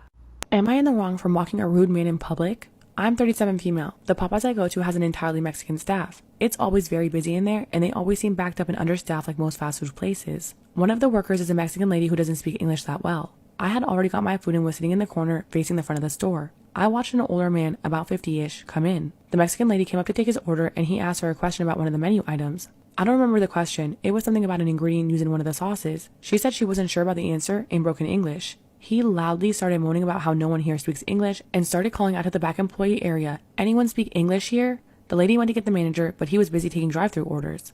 A few minutes later, while the man huffed and grumbled to himself the entire time, the manager came over and answered his question about the sauce, then rang him up. The entire time he was ringing up the guy, he was complaining about how none of their staff spoke English. The manager did speak English much better than his other employee. This is when I said loudly, "Wah, wah," imitating a baby crying, and put my hands beside my eyes in crying motion. The man turned around and said, "Are you talking to me?" I said, "Yeah, I'm talking to you," and then said, "Wah, wah, no one speaks English, no one speaks English," and I'm walking away. The man was flabbergasted and argued with me for quite a while, but didn't approach me. I told him she does speak English, and when she didn't know the answer to your question, she went and got an employee that did know. You just had to wait a few minutes, but you're fine, you big baby. I continued to make baby crying sounds at him until he left with his order. I don't feel bad at all about what I did, but I'm curious to know what other people think.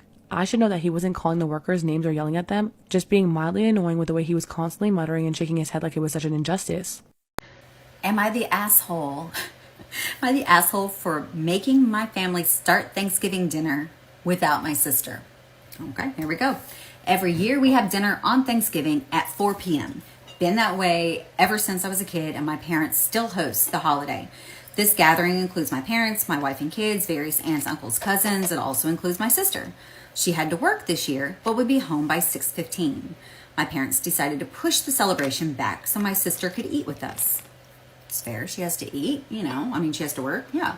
I wasn't very happy about this because we usually go see my in-laws for dessert, but I figured we could eat quick and be out of there by 7 to go to their house. Or swap, go to your in-laws first and come back. There's nothing saying that you absolutely have to spend the whole day there at your family's house. Just swap it up. 6:30 rolls around and my sister is nowhere to be seen. My mom called her and she said she had to wait for her replacement to come in, but she was on the way, but it would be there at 6:45 instead of 6:30. Everyone agreed to wait for her to eat, but my wife shot me a glare. Okay. I told my mom we had already waited long enough and had already changed the gathering around for my sister, and I had other places to be. Oh, so you're making it about you. I see. Instead of just sister had to work. How dare she make you wait a little extra long for your meal? I'm sure you're completely starving. Yeah, okay. We had other places to be. My kids were hungry and getting cranky. My wife was pissed. She sounds like a heifer. You sound like a heifer too, so yeah. I started making a plate, so did my wife and my mom. I started making a plate, so did my wife and kids. My mom gave up and said, fine, everybody eat. Everyone started picking, but it was awkward. My wife and kids and I finished eating and were getting ready to leave. My sister got home, and then everyone joined in and started making plates and talking and sitting at the table. My wife and I left with the kids shortly after and went to the in-laws. The next day, my mom called me and told me I was rude and it was only an extra 15, 20 minutes, but really was an extra 30. Oh. Somebody didn't get his way. Oh, that's so sad. She said no one cares but me, and after I left, most of the family commented on how unnecessarily terrible I acted and I made everything uncomfortable. My sister also feels really bad now because it's her fault that all this happened. Now my mom is embarrassed and saying she's not sure if she wants to host Christmas, but I think I did nothing wrong. You are 100% the asshole. 100%. As a person who has at all times a job, at the moment I have 3 jobs, 3 little part-time. If my family, don't get me wrong, my family was like, no, we're going to eat. We're going to just go ahead and eat. Great. Save me some food as the person who's working. But if they're really trying to make it special and wait for me, fantastic. Thank you very much. I will be there as soon as I can. But just because she said that she was going to be there at 6:15, that leaves no wiggle room at all. Traffic, weather, somebody doesn't show up, your replacement doesn't show up. You can't know these things. So the brother to be all pissy about it. Oh, my wife's pissed. My kids are cranky. I'm pretty sure there's something they can eat on. Or like I said, go to your in-laws first. I don't understand the problem other than you didn't get your way and you're mad because they're trying to be accommodating for your sister. It's not about you. I'm so sorry. You're the asshole. My brother is living with me in secret, and my mom thinks I'm cheating on my husband. About 2 weeks ago, my female 25, sister-in-law, female 32, dropped a bombshell on my brother, male 29, that their youngest, 5 female, might not be his child because she had been sleeping with her ex-boyfriend around the time that they got pregnant. He showed up on my doorstep and asked if he could stay with me while he figured this stuff out. I, of course, said yes and made up the guest room for him. My brother asked if I could keep the situation private while he figures out his next moves, and especially to not tell our parents. My mom has an incredibly close relationship with my sister-in-law, and with how she treated her older sister who divorced her husband after he cheated on her, she doesn't view cheating as something worth divorcing over. Basically, the other day, my mom and I were on FaceTime, and I was showing her how my quarantine garden was coming along. My back was facing the house, and during the call, she briefly saw my brother pass by a window without his shirt on. She ended up cutting the call short and left me confused until she called back last night and lectured me on how I was betraying my husband and that marriage is a promise for a lifetime. She said she understood I was lonely, but this was not the way to handle things. My husband has been in Canada, we live in the States, since April, with his father who is in kidney failure and struggling with other illnesses and is looking like he won't make it past Christmas at this point. He's aware of the situation and aware of not telling my parents anything. My brother is living with me in secret, and my mom thinks I'm cheating on my husband. I couldn't explain to my mom and tried to play it off as she was just seeing things, but she didn't buy it. I told my brother what happened, and he's frustrated about it. He asked for a few more days to get his head on straight, and then he'll talk to our parents about it. But knowing him, those few days could turn into weeks. I don't want to spill to my parents, but the situation is incredibly uncomfortable. What do I do? Edit, I'm currently at work, but I'm thankful for all the replies and reading through of them. Edit 2. Just want to clarify, I already replied to one commenter, but my husband is aware of what my mom thinks is going on and why my brother is staying with me. Edit 3. I really am thankful for everyone who's commented. When I get home from work tonight, I will be looking into getting mental and legal help for my brother. Also, for those asking why I didn't just say it was him visiting, I will be honest, I panicked. I was nervous if I mentioned him to our mother, she would call his home to talk to sister-in-law and find out everything. Considering how much my mom loves a sister-in-law, she would take her side and try to intervene and guilt my brother into going back to her. I could have been much smarter in that moment. Yeah, but also, like, how do you explain that your brother, how do you explain that your brother is just, like, shirtless in the room? I don't know if she could really see that he was shirtless, but I feel like I would be like, oh, he's just over. But I don't know. I feel like that's not, like, that crazy of a thing to say. But at the same time, if she did see that, like, he was shirtless, then it's like, okay, well, why was he shirtless in your house? Like, what is he doing? My roommate confessed to me that she used my toothbrush to clean the toilet. That actually happened. Disclaimer, this is not my story time. It was sent to me on Instagram. My roommate and I actually met babysitting for the same family. And when I tell you, this girl was the sweetest girl you could ever think of. When I got that job, I was earning more money and all I wanted was to move into a nice apartment. I just wanted a nice, clean apartment, something without roaches, just something that felt comfortable and safe. So I found an apartment, but not just any apartment. I found the apartment, the prettiest apartment with really nice lighting. So I asked my coworker if she was looking for a roommate and if she'd be interested in moving in with me. At the time, my boyfriend, who is now my husband, he and I were not ready to move in, so I just knew I needed to get a roommate. Now, her situation was that she had just broken up with her boyfriend. She found him cheating, and really, I didn't stop to think how my happy relationship might affect her, seeing as how she just got her heart broken. About a month after moving in together, everything was still good. My boyfriend hated her. He did not think that she was somebody that I could trust in or someone that I could confide in because he could have sworn that he saw her making faces while I spoke. Until one day my boyfriend says to me, hey, I would really like to come over and cook you dinner. Maybe we can have like a little date night at your place. So I said to her, hey, my boyfriend wants to come over. Do you mind taking a couple of hours just so that we could have a bit of privacy? And what proceeded after that, as you can imagine, was a very awkward conversation of her saying, if you guys want to just get it on in your bedroom, I'm not going to come in. Do whatever you want. My boyfriend comes over. He makes us the most delicious dinner. We sit down to eat and she sits down in the same living room we're in having dinner and she starts watching a movie. When she has a TV in her own room. Now my boyfriend asked her to turn down the volume and she said, no, this is a communal space. I think I can watch TV as loud as I want. And he grabs the remote and lowers the volume. She storms out, goes to her room and locks the door. The next day she wakes up with tears in her eyes and she asks me why my boyfriend and I bullied her. Every other word out of her mouth was an accusation that was a lie. She said that my boyfriend and I went to her door and decided to listen in on her the entire night. I obviously said to her that we did not do any of those things, and she said that she must have been dreaming because of how traumatized she was from the experience. And that's when she said, well, you better not ever use your toothbrush because I've been using it every day to clean the toilet. And the next day, I had her stuff packed up and I moved her out. After I kicked her out, she started asking me for 3 months worth of rent because of the trauma that she endured living with me. Thank you, Anonymous, for sending me your story. Drop your advice in the comment. And if you want to send me your own story time so that you can get some genuine advice, send me a DM.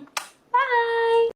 Story time about how I got out of the abusive relationship I was in with my celebrity ex. Yes, he is a celebrity. He's on TV right now, so if you want to know who it is, go to any of my other story times. His name is all over the comments. So after he made me take the lie detector test, which turned out to be a con because he had hired a con artist without him knowing, we didn't speak for about 3 days, but then he started texting me when we were going back and forth, and I knew that in order to end things, I needed to see him in person. Even though he had broken up with me, he was still trying to get back together with me, and I knew I had to end it, otherwise he wouldn't leave me alone. At this point, he had been physically and emotionally abusive with me, but every time he was, it was because he was on some substance, and I knew that if he got off the substances, he would just be a better person. That was just me being naive and thinking that I could help him. Of course, as soon as I get there, he begins to accuse me of having stolen something from his closet, which I couldn't have because I wasn't even with him. He looks through my purse and he gets mad because he doesn't find anything. I knew that he was on something and I could just tell that he was very aggressive. So I thought to myself, I better leave before he blows up. This is where it gets scary. Come back for part 2.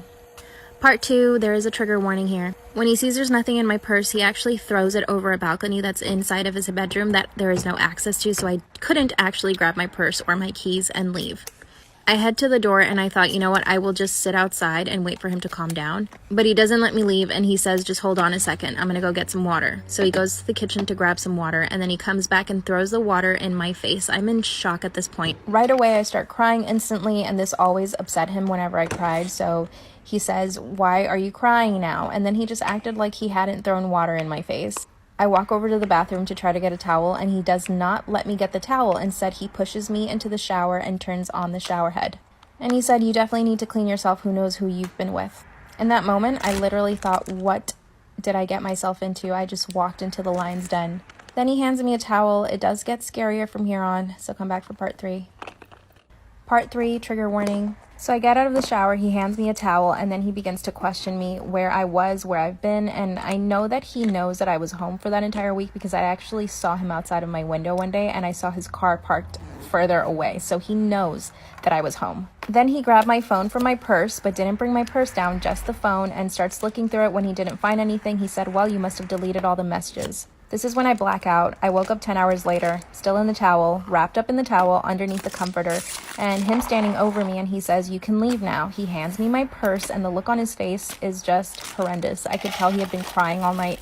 His eyes were super swollen. And when I look in my purse, I just see that he cut my ID, he cut my credit card, and bent my apartment key. I got dressed and I run out. Luckily, I was able to get into my apartment, even with the bent key. I waited a few days because I had some marks on me, but I then called my family. They got me a ticket to Miami. I went straight to Miami. I abandoned everything in LA, and I have a story time about my worst trip off LSD. So one of the kids in my friend group was about to leave for Arizona, and we would always talk about how we need to trip together before he leaves. And anytime that I would trip off acid, I would go to my one plug. Well, he ran out, so we had to go to somebody else. And I've never tried this kid's stuff before.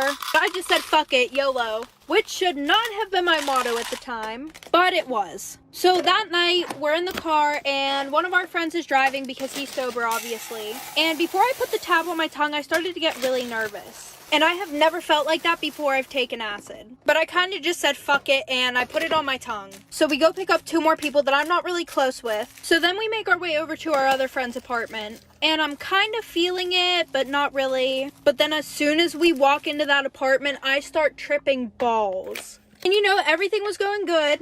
But then my dumb ass decided to look in the fucking mirror. And as soon as I look in the mirror, I see myself smile back at me, like for part 2. Okay, part 2. So like I said, I look in the mirror and I see myself smiling back at me. And that's whenever everything went south so quick. I sat on the bed, tried to pull myself together because I didn't want to make a fucking scene in front of everybody. But then I got caught in this fucking loop. And if you don't know what the loop is, then I'm going to tell you what it is. It's basically where you feel like you're doing the same thing over and over and over again. And then I started looking around at everybody and it looked like their faces were melting. One of my friends got up off his chair, walked to the other side of the room, and I watched him do that. But when I looked back over at the fucking chair, he was still sitting there. So I looked at my one friend that was sober, who I was actually really close with, and I think he saw the look in my eye and he was like, do you want to leave now? And I just shook my head, yeah, like I could not deal with that shit anymore. So we go to his car and then we drive to my boyfriend's house. Because I could not go home. I would have got crucified. But we get in the house and as soon as his mom sees me, she knows that something's wrong. Like for part 3. Okay, part 3. So like I said, I walked in and she knew that something was wrong with me right away because she was like, oh, I have a letter from your boyfriend. And usually I would run up, grab it, read it really quickly because I would only get like 1 letter a week. But instead I ran downstairs because her face was fucking melting. So 5 minutes later, she has to come downstairs and help me get dressed into my pajamas because I forgot how to dress myself. I didn't want to be left alone that night, so my friend stayed in the basement with me. So he went and tried to go to sleep, but he couldn't because I was watching Butterfly Effect for 8 hours straight. Like, that was the only thing that could calm me down. But I still don't even know all the freaking words to it, which is weird. Like, he would try to change the video and somehow I end up back to Butterfly Effect. And then he tried to kiss me. So he left the next morning because he had to go to work, which was at like 11 a.m. And I took this tab at 8 p.m. the day before. So I was getting texts like, where are you? You're supposed to be home now. So I had to go home and act normal in front of everybody while I'm still tripping balls. And I also got grounded for coming home late because I could not come home at the right time because I was tripping so hard. And this lasted for about 24 hours. I found out that my husband has a secret family, so I abandoned him in a foreign country without his passport. It doesn't matter how long you've been with someone, you can never know the entire truth about someone or what they are truly hiding. I thought my husband was the absolute perfect partner, and the 6 years we have been together felt like pure bliss. We met at a work event since we both have jobs in the same industry. We both travel a lot for our careers and love traveling as a hobby as well. In the first couple of years of our relationship, we traveled together to multiple countries on our shared bucket list, and each trip felt like another chapter in the never-ending romance that was our life. He made me feel cherished and safe. We explored the world together, and I never thought anything or anyone could come between us. But like I said, you never know what's going on in someone else's head, no matter how well you think you know them. It was an average morning the day I found out about this ugly secret. We woke up together at our shared apartment, and he's going through his emails while I drank coffee. At one point, he got up to use the bathroom, and I remembered something I needed to look up. I don't use his laptop often, but I needed to look up one quick thing, and I thought it would be okay. That's when one email in particular caught my eye, and it looked like some document sent by some woman's contact name. Something told me to just click on it. The document was some sort of children's elementary school for my husband needed to sign. I was confused. Whose child was this? Why did my husband need to sign paperwork for some random kid? It just gave me a weird feeling, and I decided to open his laptop back up after he left for breakfast that morning. I kept snooping. In the next half hour, I've uncovered his entire second life that he had been hiding for about 4 years. It turns out that in the 2 years of us dating, he had cheated on me and got another woman pregnant. She gave birth, and since then, he's been visiting them regularly, telling me he was on a work trip every time he was flying out to see them. I felt like I was watching some sort of horror movie when I eventually found the baby mother's Facebook and years of family photos of them all smiling together. I looked at his shit-eating grin in the photos, and it was like he was laughing at me. I couldn't believe he had planned out this entire fake double life of his and managed to lead me on successfully for years. I wanted to strangle him the moment he walked back into the door, but a bigger part of me wanted to show him that I could plan too. I could lie too. So even though it killed me, I acted like everything was fine that morning. I even suggested we start planning our next trip. And by the end of the day, I had booked our tickets to a week's stay in Morocco, a place I had been to before, but he hadn't. It was so hard for me to smile at my cheating husband's face, and he was nothing but a worm and a lie to me, and I had to make sure my plan went smoothly, so I kept playing the happy wife. The very first night in Morocco, I got him super drunk and passed out pretty early. That's when I packed up every single thing in our hotel room, including his passport, and I left him there alone while I took a taxi to the airport. I left him there without his wallet, passport, or phone. It's been 2 weeks now and I haven't heard from him, and I wonder if his baby mama is concerned about him too. Too bad. I hope he's stuck there feeling afraid, alone, and abandoned, just like me. Oh my god, I literally don't have words for this. Storytime about how I broke up my best friend and his girlfriend. So it was our sophomore year in high school, and my best friend and I had known each other since we were like 8 years old.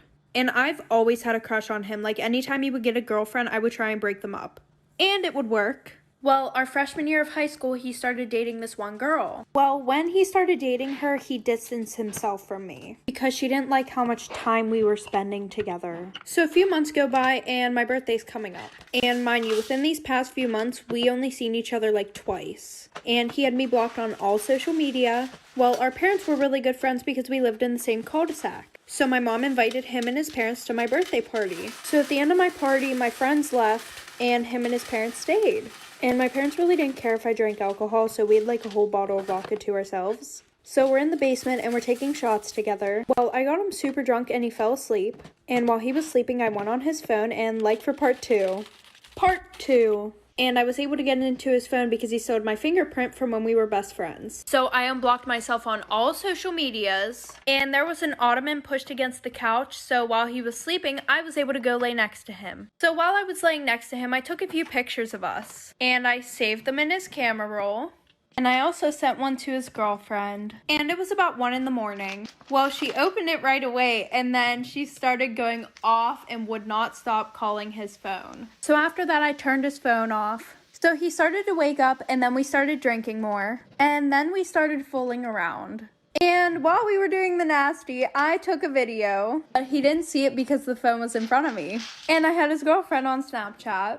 So what did I do? I sent the motherfucking video to her. So the next day, obviously, he found out what happened. So then he came over to my house to talk to me. And I told him how I was upset that she was keeping him from me. So he broke up with her and started dating me. This is why you should never let your Uber driver cancel your ride while you're still in the car. I went dancing with some friends one night and got really drunk by midnight. My phone was dead and I was so drunk that I barely remember my friend calling me an Uber. I can vaguely remember them helping me in the car and telling me to get home safe. That's when he asked me how my night was and if I smoked. At this point, I sort of just slurred out that I did sometimes. He then offered me a J, and this is when I started to get nervous and started paying attention. I tell him something like I'm really tired and just ready to go home. He keeps insisting, and once again I say something not exactly like no, but not a yes, which he takes as a yes. I'm so drunk I can barely see straight or speak clearly. That's when he says, okay, I have to cancel the ride really quick because I can't give it to you while I'm on the clock. It takes me a second to realize how dangerous that is, and by the time I start to say something, he's canceled the ride and pulled over in the middle of nowhere. At this point, I'm panicking, I'm taking fake hits, and I'm thinking to myself how I can get out of this situation.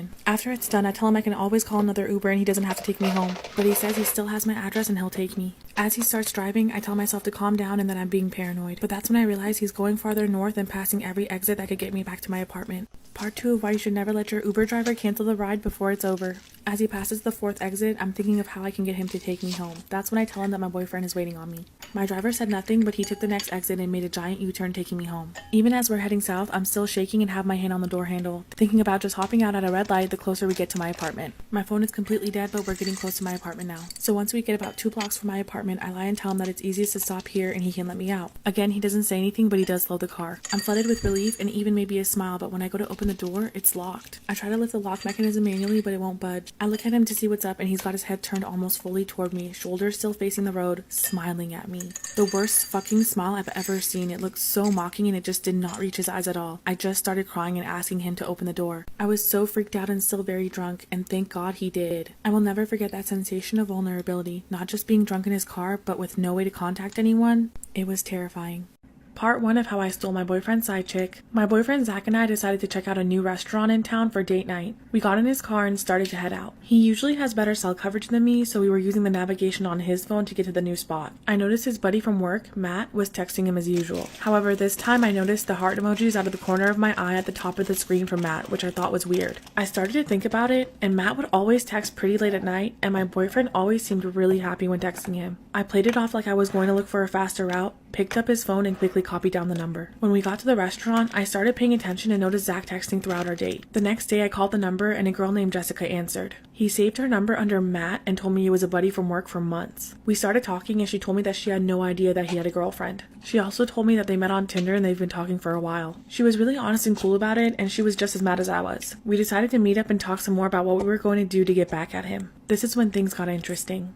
Part 2 of how I stole my boyfriend's side chick. Jessica and I decided to meet up downtown and come up with a plan on how we were going to confront Zach about playing us both. We were planning on doing it together to make him as uncomfortable as possible. I was surprised when I first saw her because she was drop dead gorgeous, which made me a little nervous at first. We met up at a brunch spot and began talking over mimosas. She was furious with Zach for wasting her time and lying to her, as was I. Everything she was saying was exactly how I felt. A few more mimosas in and she said, "We don't need him, we're way too cute for him anyways, especially you." That's when she grabbed my hand to comfort me. When she grabbed my hand, I got nervous and jokingly made a comment about how I'm done with men. Surprisingly, she agreed and said we should start dating women instead with a smile. We went shopping after brunch and ended up back at her place a few hours later drinking wine. A few glasses in, we began trying on and modeling some of the new clothes we bought. One thing led to another and we hooked up. We really hit it off and we stayed up all night talking and laughing. I went to her place again the next night and the night after that. We both ended up completely ghosting Zach and dating each other instead. It's been over a year now and we couldn't be any happier. So thanks, Zach. Here is the story time of how I almost ruined a famous actor's dinner. I used to work at this super nice fine dining restaurant in Chicago. Super bougie. I had no experience. That's not the point of the fucking story.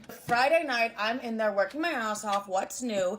And this guy walks in. And it was like the era where we all had to wear masks. That's not an era. It was the fucking pandemic. So I'm wearing a mask and this man's wearing a mask. But he walks in and he looks directly at me. So immediately, I'm like, that's my fucking ex. My natural response to him looking right at me was to go, oh my God, like that's so fucking annoying. And this isn't one of those exes like where we had a long-term relationship. This is like one of my situationships and it like failed or whatever. But we're still kind of like soulmates, you know? But like I looked this man in the eyes, roll my fucking eye. I worked with all my best friends at the time too. So I'm like, you guys, like my fucking ex is here. Like I'm causing a scene. I just hadn't seen him in 2 years and I was like, oh my God, like I literally cannot believe my ex is here. And there's a couple thoughts running through my mind. I'm like, first of all, when the fuck did he get money? Cause he was always a little bit like broke when we were broke together, but like he was really broke. So I'm like, when the fuck did this man get money? My second thought was like, does he know I work? Like, did he come to see me? Because we're kind of soulmates a little bit. All my best friends are like, Livy, are you sure that's him? Like, you didn't even see him without a mask on. And I'm like, no, he was wearing this hat. A little backstory on this hat. It's like a Carhartt hat or whatever. But like, when we were like kind of talking, he would always wear a Carhartt hat. So one day, my friend was wearing a Carhartt hat and it was just like a different color than one that he would wear. And I sent him a photo being like, did you leave this at my place just to really fuck with him? Just because I wanted to be super fucking toxic. And he's like, nope, not my hat. And I'm like, whatever. I was like mentally ill back then. Like I still am, but like not as severe. And I'm like, he has these gorgeous blue eyes. And those were like the first thing that I saw when this man walked in. And I'm saying to my best friends, I'm like, I got a tingle in my body, like my pussy throbbing kind of thing. Like I know my ex, when I see him, like I get a tingle. Like I'm a spiritual ass bitch. I know that's him. It's my soulmate. The issue was I worked in the bar section of the restaurant and he was in like the dining room, which like I was very clearly like not allowed in there. They're like, Livy, stay in the fucking bar area and serve the bar people. Like you are not allowed in the fine dining room, right? So I'm like, fuck, I gotta make an excuse to get into the dining room so I can just like confirm that that is my ex and I can have a full mental breakdown with it being valid. Go to part 2. I'm like, I need to get my ass in that dining room to confirm that's my ex. I act like we have no silverware on my side and I'm like running across like, I gotta go get silverware. I would never do that normally. They're like, what the fuck? Why is Livy working hard today? I'm getting silverware and I'm walking by his table being like, just trying to see if it's him. Dropped a fork right in front of his table because I was like, it has to be him. I need to make eye contact one more time. Like I dropped the fork in the wrong fucking direction. I don't know what I was doing. So I make eye contact and I'm like, oh my God, he's fucking gorgeous. I'm like, I don't remember man being this fucking gorgeous. I'm like, it's been 2 years. Like who knows? That's a lot of time. Like maybe he got work done. I don't fucking know. He's gorgeous now. He was always very good looking, but he was like stunning. I was like, oh my God, was he throbbing?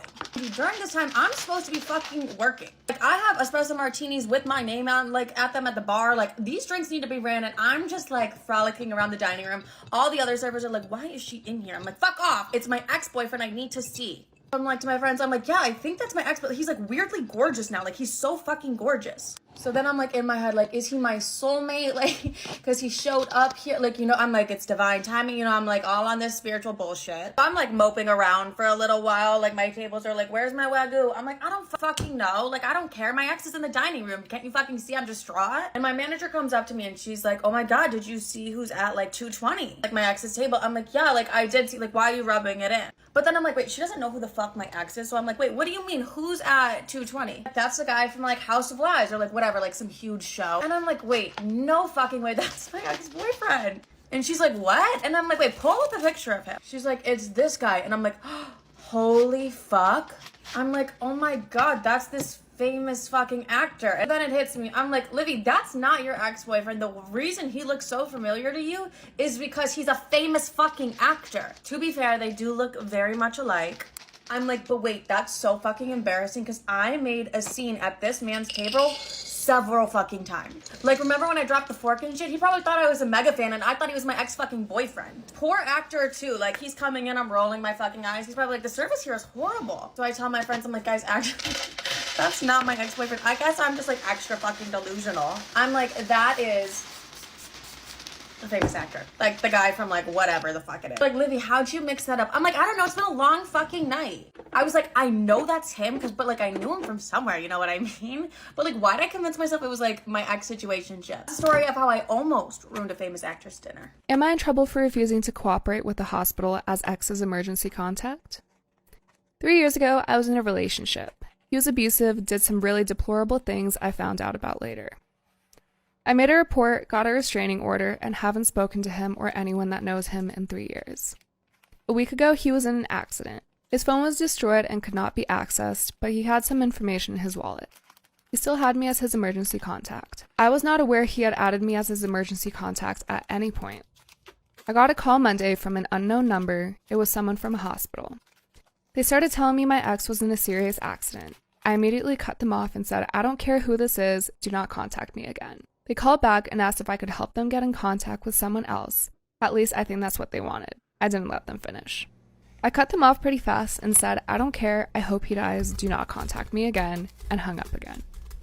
His sister, we were friendly, but I cut contact after the breakup, messaged me yesterday only letting me know that their family hired a lawyer to sue me for refusing to take the hospital's call, causing a delay in his treatment. He also had some allergies and medical details that they didn't know about, which caused complications and skyrocketed his medical bills. I had no idea about either.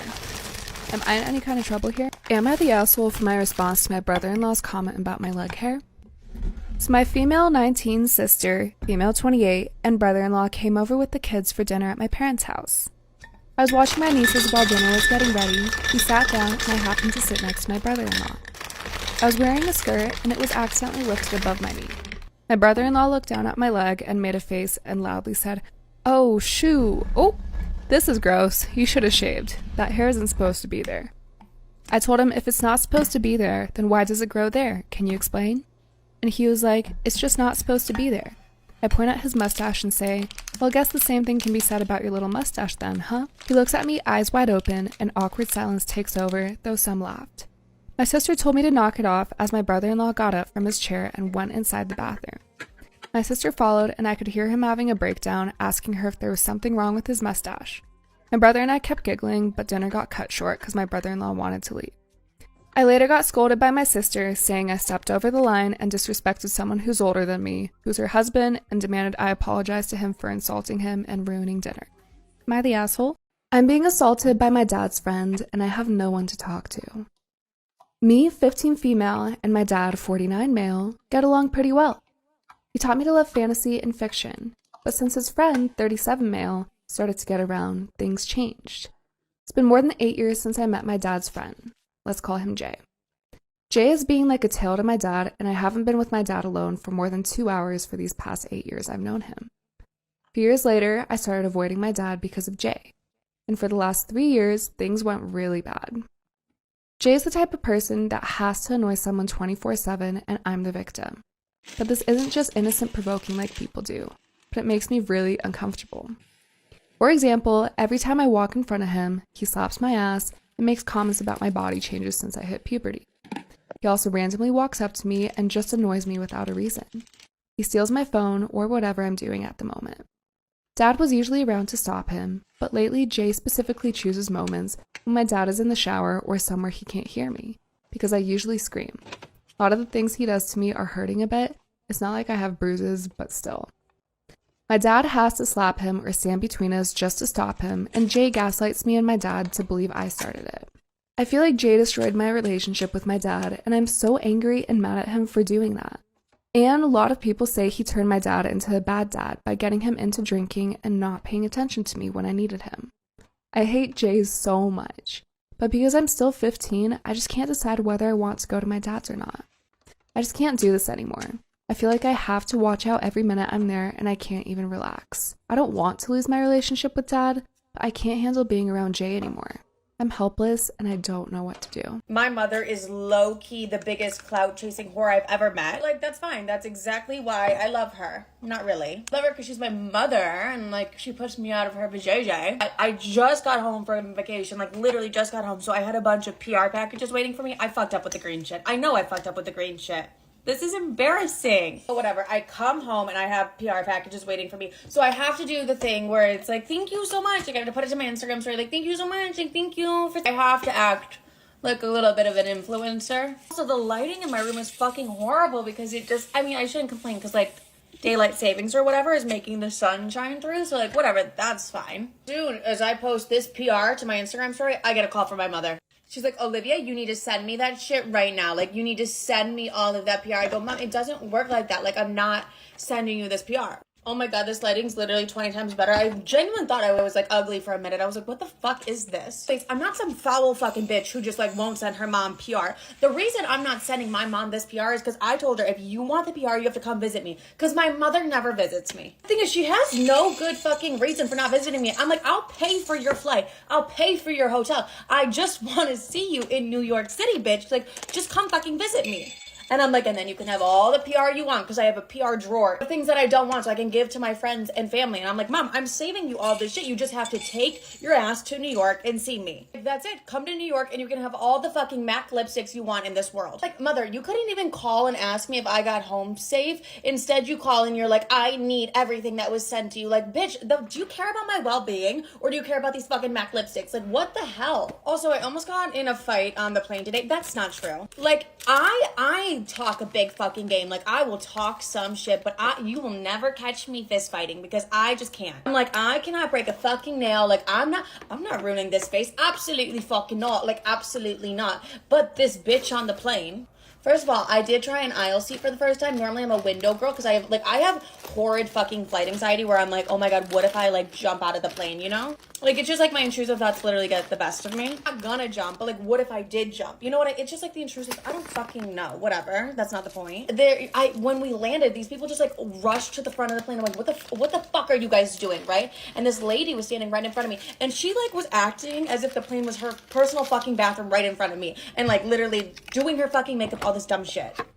Water part 2, I guess. So this bitch is acting like the plane is her personal fucking bathroom. Like, she's changing, doing all these things. Mind you, she's like almost elbowing me in the face and shit. And I'm like, Libby, this might be your first fight ever. Like, you might have to go in there and break a fucking nail. I'm lying. I didn't even say shit. Like, I literally didn't even say shit because I'm like, I just can't do it. Like, the fucking nerve of this bitch to act like the plane is her private fucking dressing room. I had like the weirdest Uber. It wasn't weird. He was a sweet man. But like, I had an hour drive to the airport and like I literally had to leave at 3:30 in the morning and I was in the middle of fucking nowhere and this man picked me up, like my Uber. And you know, we were just talking about like, honestly, I wanted to sleep and listen to like Miley's new album, but this man wanted to talk, so we were gonna talk. Like, somehow we got onto the topic that he has a dead daughter. Immediately, like, I'm like, oh my God, I'm so sorry. Like, I'm so sorry to hear that. And he's like, it's okay, that happens. I'm like, does it though? Like, are we, like, the way that he was so chill about that, I was like, yeah, you're right. Like, but what? This is literally fucking embarrassing to admit. My OCD gets really bad about death and everything. I don't know why. Like, it just triggers my OCD like that. And like airplanes really trigger my OCD. And so one of my OCD things is like make someone say something 3 times. So like say he said a word twice. I'm like, this motherfucker has to say it like a 3rd time. It's just it's literally my OCD tick. I don't know. But he says his daughter who passed her name twice. And I'm like, Libby, don't do it. Don't make this man say it a 3rd time. But like my OCD brain is fucking spinning. It's like, bitch, you're gonna die if he doesn't say her name. I'm like, my OCD girls will get it. Like, if you're not an OCD girl, you're like, she's mentally ill. And I never came on here and claimed to be mentally stable once in my life. I never did that. But I fully fucking, my OCD made him say it a 3rd time. And he was honestly like chill about it. He really didn't give a fuck. And he was really open about it. But then like he gave me like the stories of the death. I don't know why I'm sharing this with you guys, because like it was really sad. But I've just had a day. I've had a day and it's noon.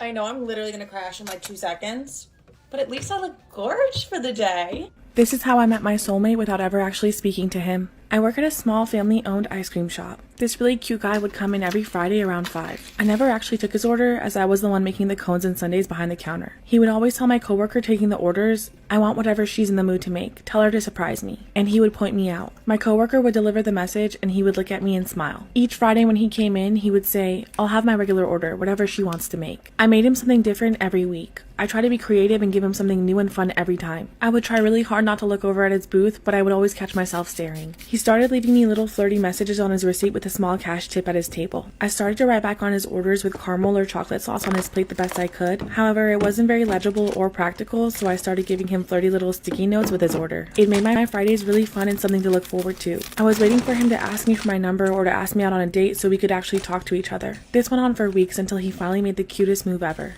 Part 2, how I met my soulmate without ever actually speaking to him. After a few weeks of writing to each other on receipts, he finally decided to shoot his shot. He came in at his usual time, and I immediately started making him something new that I had in my head all day. Sweet cream ice cream with Oreos and little heart-shaped candies that I brought from home just for this. As always, he left me his note on the receipt with a tip, but it was special this time. It said, "It's my turn to make you something. Meet me at Jasmine's Fine Kitchen tomorrow at 9 p.m. The restaurant he was referring to was in the same parking lot where I work. I went home and spent about 2 hours trying to figure out what I was going to wear for my date. I showed up the next night to the restaurant, ready to finally talk to this guy. I walked in and I saw him waiting for me at a really nice table in the back of the room. The first thing he said to me was, "What can I get you tonight, miss?" with a huge smile on his face. It turns out he works as a cook at the restaurant. I of course told him to surprise me, just like he would always request from me. He went to the back and immediately came out with a 3-course meal that he had already prepared for us. We had the most amazing date and the rest is history. He still comes in every Friday to get his surprise ice cream order for me. Whenever I hadn't even met him before. He expressed that this was a pattern for him. To find girls, date them for a while, infiltrate their life, and then leave them and have no guilt. He also expressed on multiple occasions that he's never felt heartbreak before, even though he's had multiple breakups. The girl that he was with before me had multiple kids. He came into her life, pretended to be a dad figure for a little bit, and then left her. I didn't know that story till later, but I was horrified. I continued to go on a few more dates with him, and he told me everything I wanted to hear. He would talk about spending holidays, meeting my family, potentially buying a house for us, and I just got sucked right into it, like probably everyone else was. Then a few hours after we had a really good date, he called to say he was confused if this was the right timing for us or not. I just kind of accepted it and was like, okay. However, a day later, he started dating my best friend's little sister, who was freshly out of high school, and this man's 27. And that's just what he does. He just gets off to the heartbreak because he emotionally can't understand it. Follow from our story times. Story time about how my sister was hooking up with my boyfriend. Little background information, I was 15 and in 10th grade, and I have never had a boyfriend before. Any guy that I was sort of talking to, we never made it out of the talking stage. But fast forward, I met this one guy who we're gonna call Jake, and because of how tragic my love life was, I didn't expect us to get into a relationship, but he ended up asking me to be his girlfriend. So of course I said yes. I was super excited that I had a boyfriend, and then he met my family. And my older sister and I were like super close, so I told her all about him, and she just couldn't wait to meet him. Real quick, I just want to give a big shout out to Lumino for sponsoring today's video. Lumino Whitening Kit is one of the best ways to whiten your teeth without paying hundreds of dollars, especially if you have sensitive teeth. This is the next best thing. Although I have veneers, they only cover the front of my teeth, so my teeth can still be very sensitive to certain chemicals that other brands use in their products. If you guys want to go check out their 7-pack for under $15, the link is in my bio. So whenever he met my sister, she was being super talkative to him, and I thought it was just because she was excited to meet him, like for part 2. Part 2 about how I found out my sister was hooking up with my boyfriend. So like I said, he came over, he met my sister, they got along super well. Fast forward, my parents decided to have a family gathering, and my sister was like begging me to invite my boyfriend, which I didn't plan on inviting him at all because my family is super annoying and would make a big deal about the fact that this is my first boyfriend. She was like, okay, but if you guys are seriously in a relationship, I think that he should meet your family. So I ended up inviting him. So my mom called me to the kitchen to help pass out drinks, which was super annoying because my sister was literally doing fucking nothing. So after I'm done with that, I'm looking for my boyfriend and he's nowhere to be found. So I go upstairs, and as I'm about to walk up the stairs, both of them come down. And when I asked what was wrong, like why they were upstairs together, she was like, oh, I was showing him to the bathroom, which I felt super weird about, but because she was my sister, I let it go, because you're supposed to trust your family. Stuff part 3 about how my sister got with my boyfriend. So things started to get really sus because every time that he would come over, they would always find a way to be alone with each other. So fast forward, my sister and I are supposed to go to one of her friends' parties. The whole time though, she kept asking me if I would invite my boyfriend. And no offense, I love my boyfriend, but I need space away from him sometimes. And not to mention, I felt like I was dragging him around like a dog because she was the one who would want me to invite him everywhere. Fast forward, I end up inviting him to the party. My sister gets super drunk, really sick, and my boyfriend offers to take her to the bathroom. And I was like, excuse me, I'm her sister. I can do that. Thank you very much. So after I say that, my sister looks at me and she was like, I would appreciate it if you would just stop being like this because I feel super sick right now. Like, okay, play the victim. Anyway, so I go to check on them in the bathroom. They're not in there. And one of the bedroom doors was open. So when I went in there, I saw them doing the nasty. I asked her how long this had been going on and she said it was since the first time that they met. And now I'm ignoring my sister until she goes to college. My fiance doesn't know that my ex-boyfriend pays for all my bills and my student loans. Am I the asshole for not telling him? Although I do love my fiance, he really never offers to pay for things unless I ask him to. And not that I need him to pay, but it would be nice to know that he has my back for once. After a year of dating, we got engaged. And we've been engaged now for 2 months. I will say my fiance is definitely one of my best friends. I literally can tell this man anything and he never judges me. He's also my hype man, and he's also super funny and we laugh like all day long. So this is the part where I have to tell you about my ex. My ex and I were together for 4 years. He is a very, very successful man, very rich and very handsome. And the reason we broke up is because we would get into really bad fights. He was extremely jealous and so was I. The relationship was absolutely completely toxic. So it's not like I want to get back with him, but he was the kind of guy that paid for everything. Even if I had the money to pay for shit, he would always offer to pay for me. We were so attracted to each other, but we were crazy. When we broke up, my ex told me that he would always help me financially no matter what. He's obviously kept his promise to this day. Part 2 is up.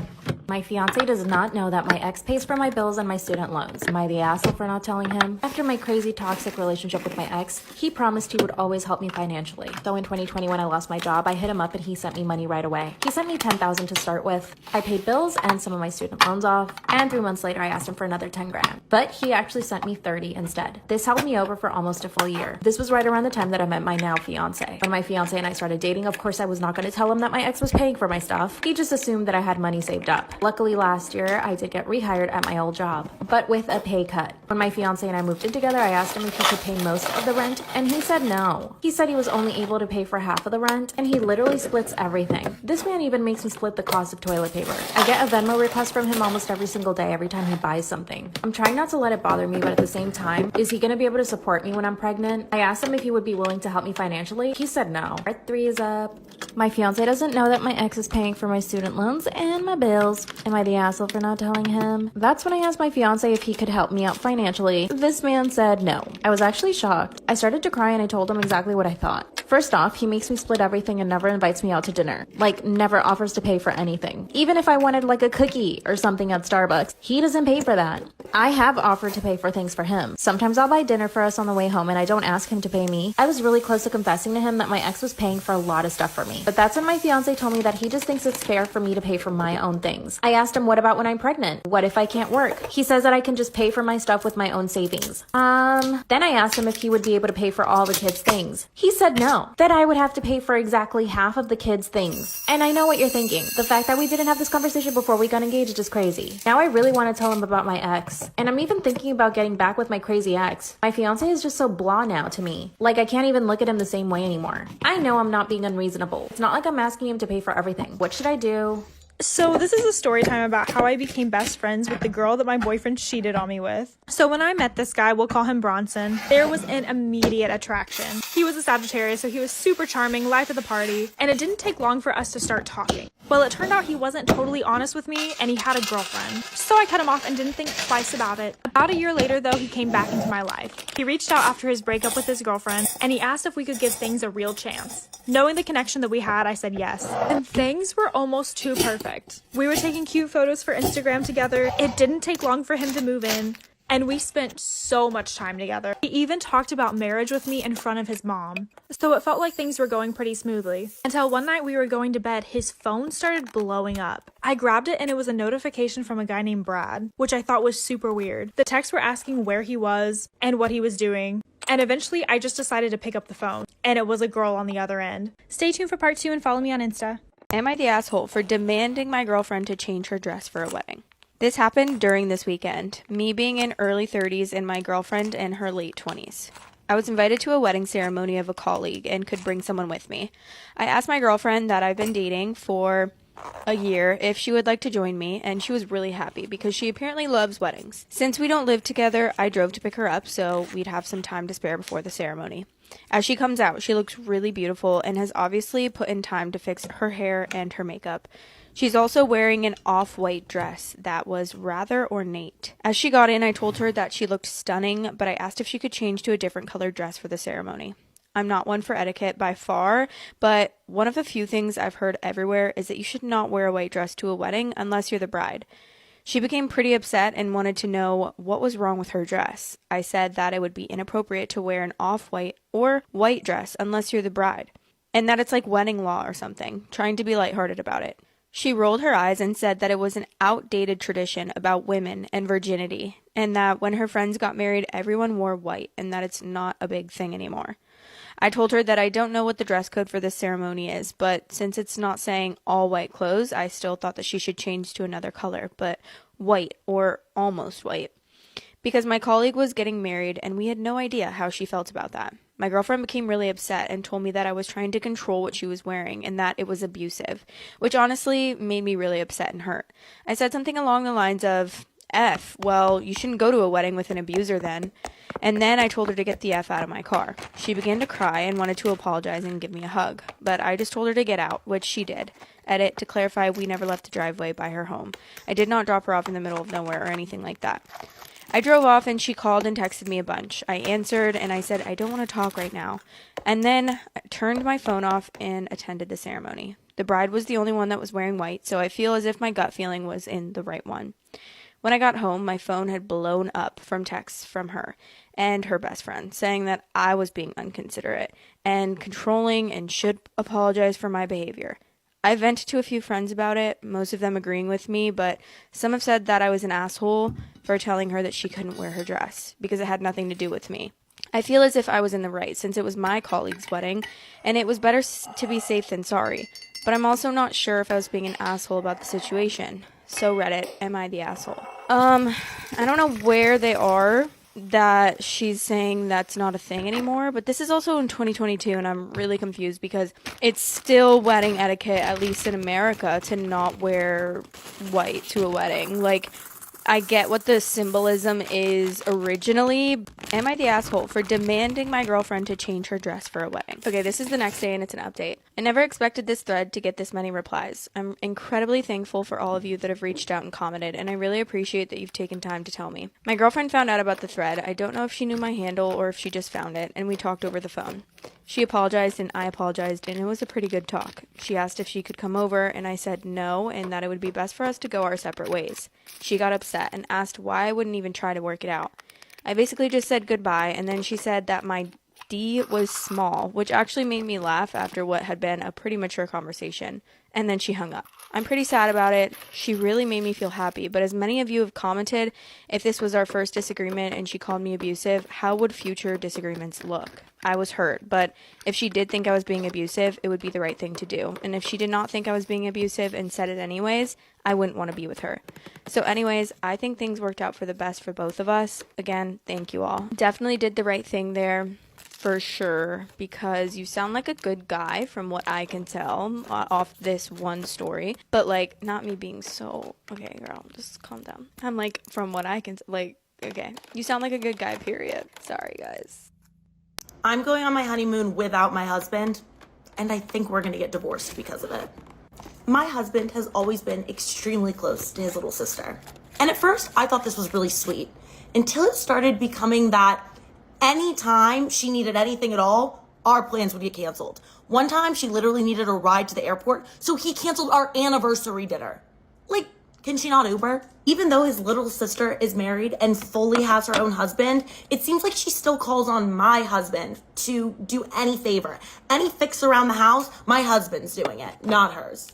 Me and my husband got married last week, and what do you know? His little sister went into labor during our reception. I can't be mad about it. That's not her fault, obviously. But we did have to end the reception early and we all went to the hospital to be there for her and to support her. Everything went great and the baby is healthy and happy and his little sister is already home. Now, me and my husband are supposed to leave for our honeymoon in 2 days. But yesterday, he comes to me and tells me that we can't go anymore. I thought he was kidding at first, so I started laughing, but he was not laughing.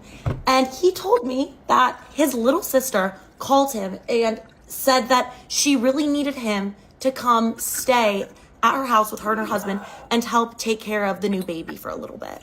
And I'm so confused because she's taken maternity leave, her husband's taken paternity leave, both of their parents live close by and have expressed that they're more than willing to help. So why does my husband need to go live with his little sister to help take care of her baby? And I was like, absolutely not. We had a pretty low-key wedding because we spent the majority of our budget on our honeymoon, which is super non-refundable. I mean, tell her you'll be more than happy to help out next week when we're back from our honeymoon. So even though I'm furious, I'm like, you know what? Whatever. I'm gonna have a great time in Greece without you. And he immediately goes really quiet and says, what do you mean, go to Greece? I'm like, you know, where we're supposed to be having our honeymoon. And he was like, no, what? You're not going to go on the honeymoon without me. That would be so selfish of you. You need to be here in case we need you.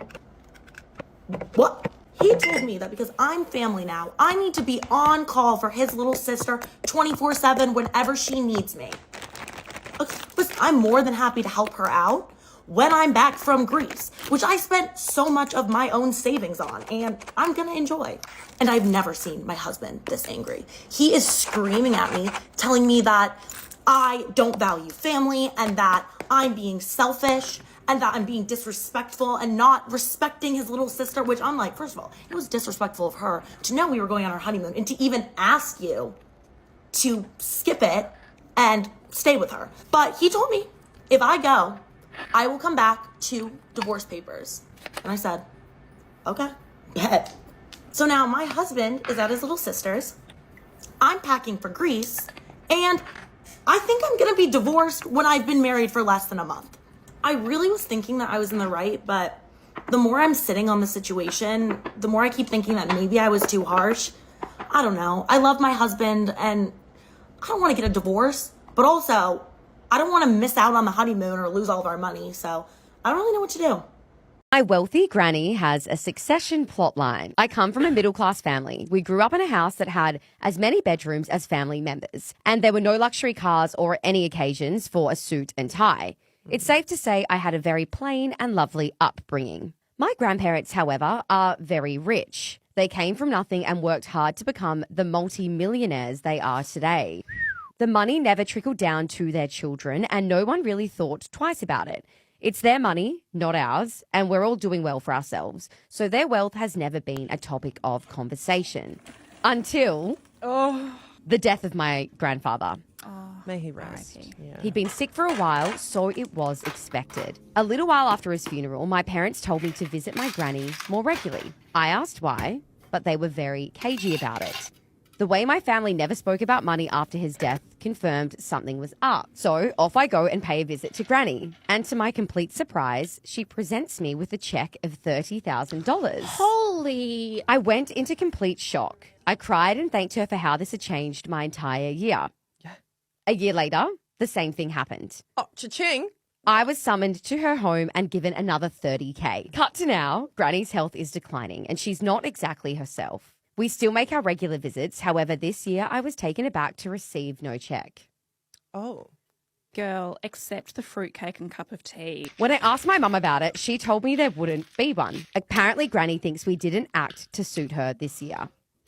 We all know she is on her way out with millions sitting in the bank, so none of it really makes sense. None of it really makes sense. If you're 60K up, leave the roulette table. Exactly. The idea that we haven't behaved correctly is a bit confusing. My parents visit her frequently. All of us grandkids are married with great-grandkids. We've all worked hard and become successful in our own right. And since the death of Grandpa, we've all pulled our weight. There's been no drama that any of us can tell. The reason I'm writing in is to get an outside opinion on several things. One, is this situation as bizarre as it feels? I told my husband that I feel trapped in the TV show Succession. Yeah. It feels like my granny has engineered a prize system so that if we make her mad, she can punish us. Isn't that cruel, or am I overreacting? And two, how should I move forward with her? I still went to visit her to give her... Sorry, I can't stop laughing. I still went to visit her to give her space to tell me she was upset with me, but she didn't. So I don't think I'm the one who made her mad. And finally, three, is it immoral to take the check if she offers it again next year?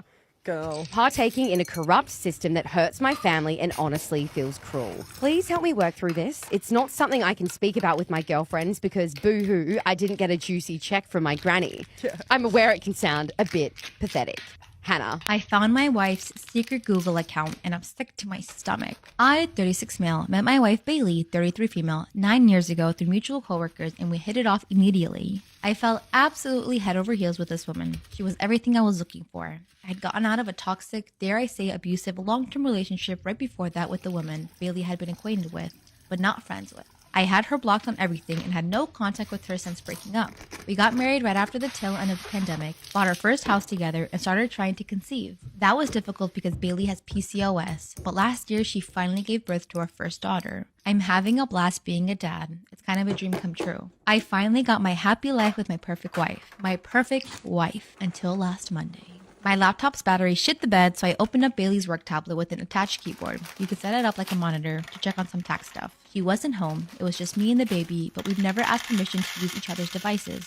We've always been open like that. There's nothing for us to hide. That's what I thought. When I opened up the internet, I noticed she had the incognito tab open. Never in a million years did I expect to discover what I did. So many things running through my brain. What could it be? I don't want to say them out loud because they're all bad. And what if the one thing he found isn't as bad as I'm thinking? My wife has a secret Google account with a photo album saved called XX. So I clicked on it. Did I discover an affair? Nudes? Nope. In this Google album were over 300 photos, 348 to be specific, of my ex. The woman I was with right before I met Bailey. The woman who tormented me and made me feel worthless. The album said it was started back right around the time Bailey and I started dating and was updated as recently as 2 weeks ago. The photos range from candid shots with family to pictures at her work functions. There were even pictures from her yearbook. I don't know how Bailey could have found her high school yearbook photos. Photos from vacations, ID photos from work, pictures of her in crowds, screenshots of videos and screen recordings of videos. Just her. The other people in the photos would be scribbled out, or the photo would be cropped and zoomed in just on my ex. There was another disturbing thing I found too. There was another album with just zoomed up pictures of my ex's hair. Come to think of it, Bailey had recently started wearing her hair different and my ex had a very identifiable hair type. There was another album with screenshots of comments on social media. Of course, I can't find them because I have her blocked, like Facebook groups she's in and public posts. And my ex is very low-key on social media. I can't imagine the lengths Bailey went to find them. My ex literally lives in another country now. There were also different links to the exact outfits she was wearing, like very specific blouses and trousers you'd have to really go looking for to find. A specific water bottle I remember her purchasing, and identical hiking boots and sandals. Oh my gosh, your wife is a grade A stalker. So basically, my partner of almost a decade has been single white femaling my ex-girlfriend, has secretly stalked her to the point of buying her exact clothes and changing her hair, and now I'm just starting to realize Bailey's new interests over the years were just my ex's. Bailey has turned herself into my ex. Everything feels like a lie. Our love feels like a lie. The things we share feel like a lie. I threw up and had a panic attack. I looked at our daughter and felt betrayed. I haven't confronted her yet. I don't know if I want to. I want to run away with our daughter. I want to print out all of her pictures, leave them on the table, and disappear. I don't know what to do. I just want to throw up. This is really, really scary. I would realistically, oh man. Something like that happens, you literally question the sincerity of your entire relationship. I think you need to get away and situate yourself alone with your daughter and then eventually have a conversation and be like, what the fuck? What is this? You have some explaining to do and see if, would you guys think this is like repairable and after a conversation, or is this something that you just gotta run? I don't know. It's hard because you have a kid involved, but why would you do that? If you knew he had such a bad relationship with her, what made you think that copying her would be what he would want, especially if he has her blocked? Oh, I wish there was an update, but there's not. Am I the arsehole for refusing to talk to my fiancé after they swapped out my wedding dress with a cheaper version so that they could save money? Story time. So in our tradition, there is a custom in which the man will buy the bride's wedding dress and the bride will buy the man's wedding dress. So the groom wears a shawani and the bride wears a lehenga. And to keep things fair, the price is agreed in advance. Now, we're a little sentimental about wedding clothes, so we wanted to go somewhere a little bit more higher end. She found an amazing lehenga and I found the most beautiful beautiful Shawani to wear. Now, my outfit was definitely more expensive than hers. However, it was still within the budget that we had set. We finalized everything, but we didn't actually end up bringing anything home that day because they needed a couple of customizations. So she said that she was going to pick them up when they were ready and she was going to post them to my family home, which arrived 2 days ago. My entire family was so excited to see it. So I unpackaged everything, and that's when I realized that something was just off. Although it was very, very similar, this was not what I picked out. You could just tell that the quality was not there at all. The stitching was all wrong. The fabric was just not the same fabric. Also, there was no label on the collar, and I was genuinely just assuming that we had been played by the seller. So I told my future wife that I was going to confront this seller. But she was like, no, it's the exact same. You're just imagining things. It's because you've not seen it in a while. Now, Amy was getting super restless when I became adamant that I would be going to confront the seller at the showroom. And this is when Amy confessed to me that it actually wasn't the correct garment. And it also wasn't the seller's fault. She had swapped out what I was going to wear on our wedding day because she didn't want my outfit to be more expensive than hers. She didn't believe that the Shawani that I had picked out was worth the price. So I asked her why she hadn't shared these views before we paid for it, to which she had absolutely no solid answer. Now, once again, just a reminder, our budget was agreed mutually and we both earn very good money, so we can spend like this. Also, she is buying a full new set of makeup for the wedding as well, so the prices would have equaled out in that aspect. I'm genuinely so upset by this entire thing. I just can't believe that she has gone behind my back like this. And I'm just genuinely so confused by this whole situation, because if she wanted to spend more, she could have spent more. So I ended up dropping the new dress at her house because she said she was going to sort it and get the original one for me. And since then, we have been no contact. My family were initially hurt too, but now they're saying, like, don't overreact. I have other friends that are like, no, you literally didn't react enough. What do you guys think? Would I be the asshole for suing my sister over something her daughter did? I, female 43, have a daughter, female 16.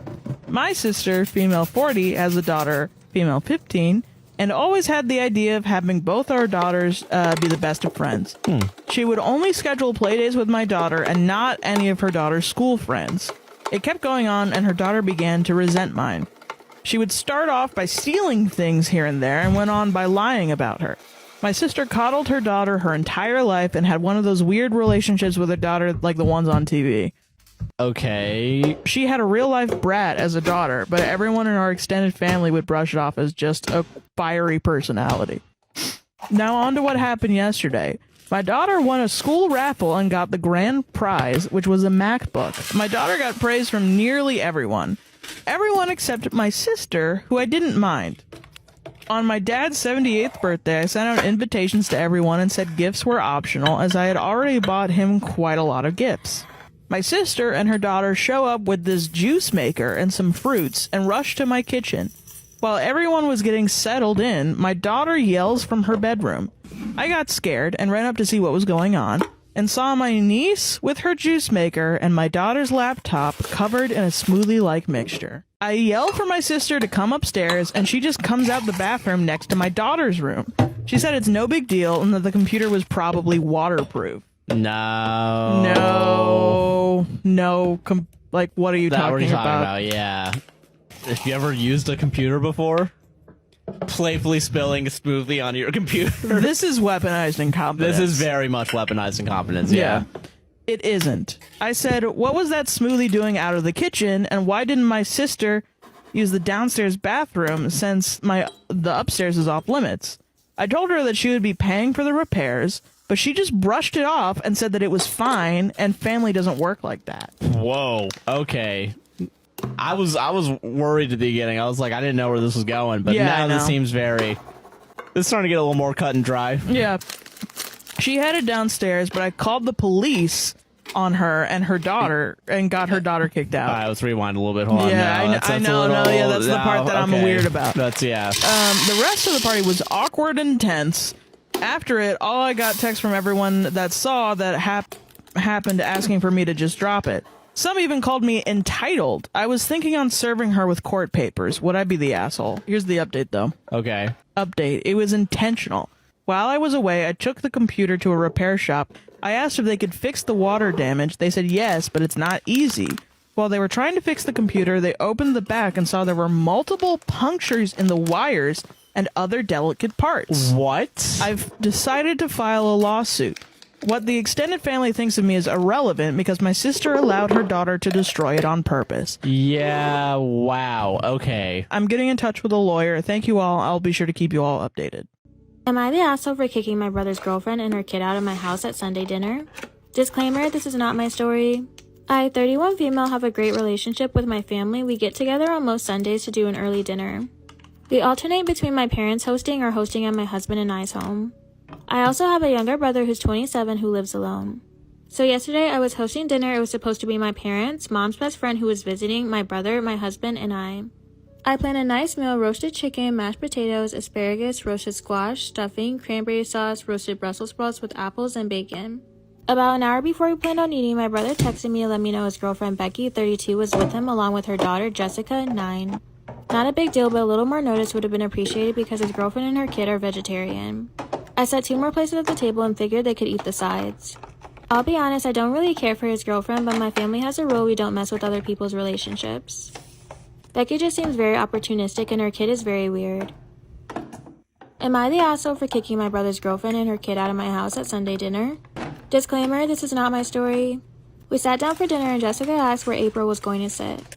I looked around confused. Bianca then said that April is her imaginary friend. Her daughter is 9, turning 10. She started crying that April needs to eat and having a total tantrum.